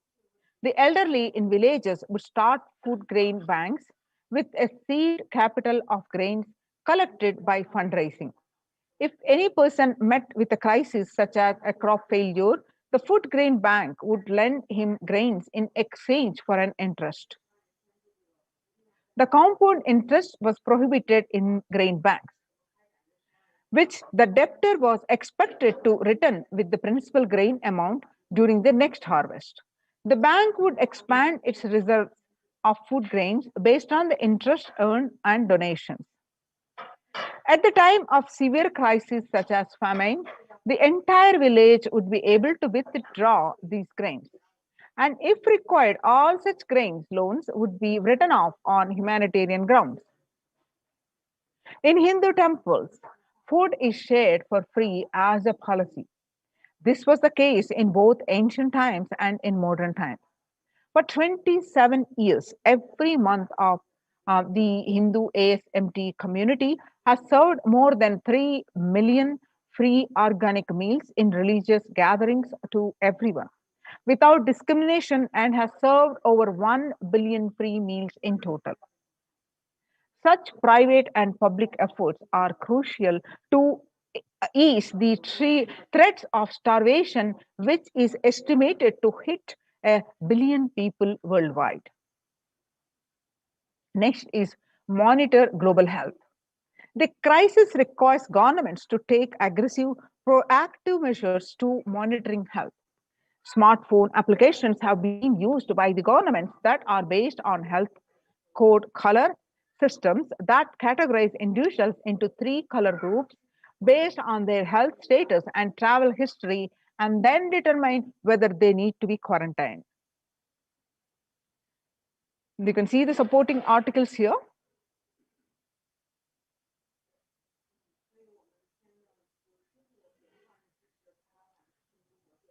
Though there were privacy-related concerns associated with these approaches, some of these measures, such as agile daily reporting systems for accounting of newly suspected, diagnosed, asymptomatic cases, number of deaths, and generating area-wide statistics, have played an important role in proactively responding to curb the spread of the disease and are being considered for implementation by various countries. The supporting articles are here. Next is traditional medicine. In Hinduism, nature and planet Earth are respected as living divine mother energies capable of providing us with all our survival needs, that is food, medicines, etc. Though traditional medicines such as TCM and Ayurveda are effective in addressing COVID-related issues. And a few years ago, a Nobel Prize was awarded for scientific work based on traditional medicines. The mainstream Western medicine has chosen to characterize Ayurveda as pseudo medicine and TCM as unscientific. Such demeaning of traditional medicine systems have led nations to consider taking defensive unilateral decisions to protect their interest. Outright rejection of traditional medicine is not wise, and such policies should be revisited, especially as these medicine systems are time tested and have kept people healthy for several generations. Kailas Union recommends governments worldwide provide solutions like Kailasa's Hindu medicinal care, which includes completely free of charge services such as Ayurveda, yoga, Siddha, Western medicines, and multi-layered quarantine for complementing their ongoing public health efforts. The supporting documentation here. Next, everyone should be provided access to traditional healthcare systems free from policies that are prejudicial and discriminatory towards these systems. The creation of food grain bank systems and other traditional economic systems, as described in this report, would help the most vulnerable people of the world. You can see the supporting documentation here.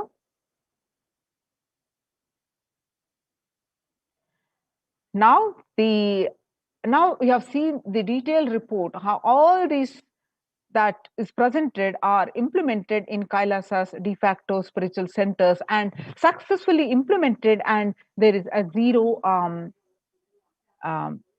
case of COVID, and successfully, and these are not only they are protected from corona and related issues, but they are growing spiritually and both joy, bliss, and in all aspects of their life they are growing. So join these COVID care protection centers. Register now through the link below, https colon /kailasa.org/kailasa care. Now let us see the, as Devi said, the spirituality helps in dealing with the mental stress. How the revival of these ecosystems, which are mainly temple sciences and the Kailasa's ecosystems are mainly temple based. So revival of these temple sciences and ecosystems. The Kailasa Department of Enlightened Civilization presenting this. Now, with the blessings of the Supreme Pontiff of Hinduism, let's understand this. Now, as you see across world, especially across India, the famous temples which are were running seamlessly for thousands and thousands of years are now shut down. For example, the Shirdi Sai Baba temple will remain closed for devotees till further orders, and the temple administration took the decision after the Maharashtra government on Sunday announced a weekend lockdown and night curfew in the state to control the spread of coronavirus.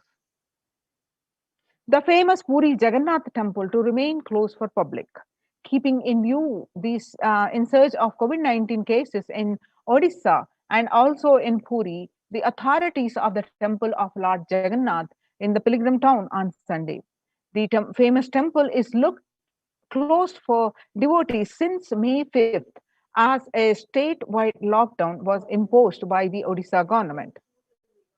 Not only that, the all religious places closed for public in Bhubaneswar as the city records the highest daily COVID surge, with the Odisha capital Bhubaneswar registering the highest ever single day spike of 581 new COVID-19 cases. The local municipal authorities declared the closure of all religious places like temples, mosques, gurudwaras, and churches for devotees till further orders. In Uttar Pradesh, the famous Madura temple, the temples ban entry of devotees amidst this COVID-19 surge.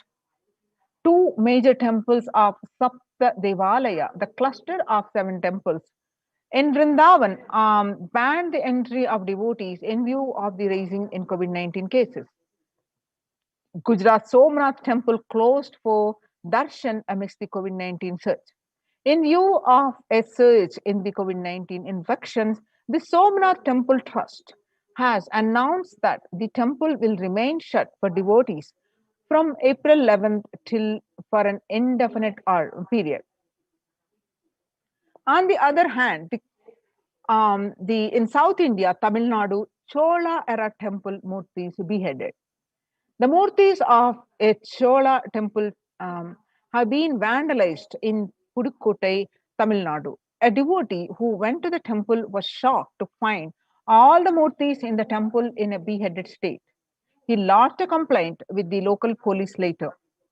The Kailasanatha temple in village in Pudukottai is said to belong to the era of Kulitunga Chola II. With Shiva as the presiding deity, the temple houses other deities such as Ganesha, Parvati, Murugan, Krishna, and Nandi.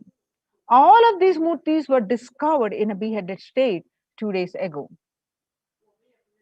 Now let us understand how in the times when COVID-19 is rampant and the ancient temples are in a lockdown because of the risk of the widespread corona disease. The devotees of these temples were visiting and having darshan of their gods and goddesses for thousands of years. Yet, all these ancient sacred sentiments have come to a harming halt after the lockdowns have taken place. The religious fervor of the devotees is being lost due to the pandemic. The Supreme Pontiff of Hinduism is reviving the e-Kailasa ecosystem and bringing all the ancient traditions of the online platforms on Kailasa TV, YouTube, and Facebook. Now, let us understand with the blessings of the Supreme Pontiff of Hinduism, first the basic science of why the temple-based ecosystems, why we worship, why deity worship. The Supreme Pontiff of Hinduism says that please understand deities are not mere idols. They are embodiment of ideals. We do not worship the idols. We worship the ideals presented through the idols. When the divine is present in before him in a form that he can see, touch, and relate to, the transmutation becomes an easy and joyful process.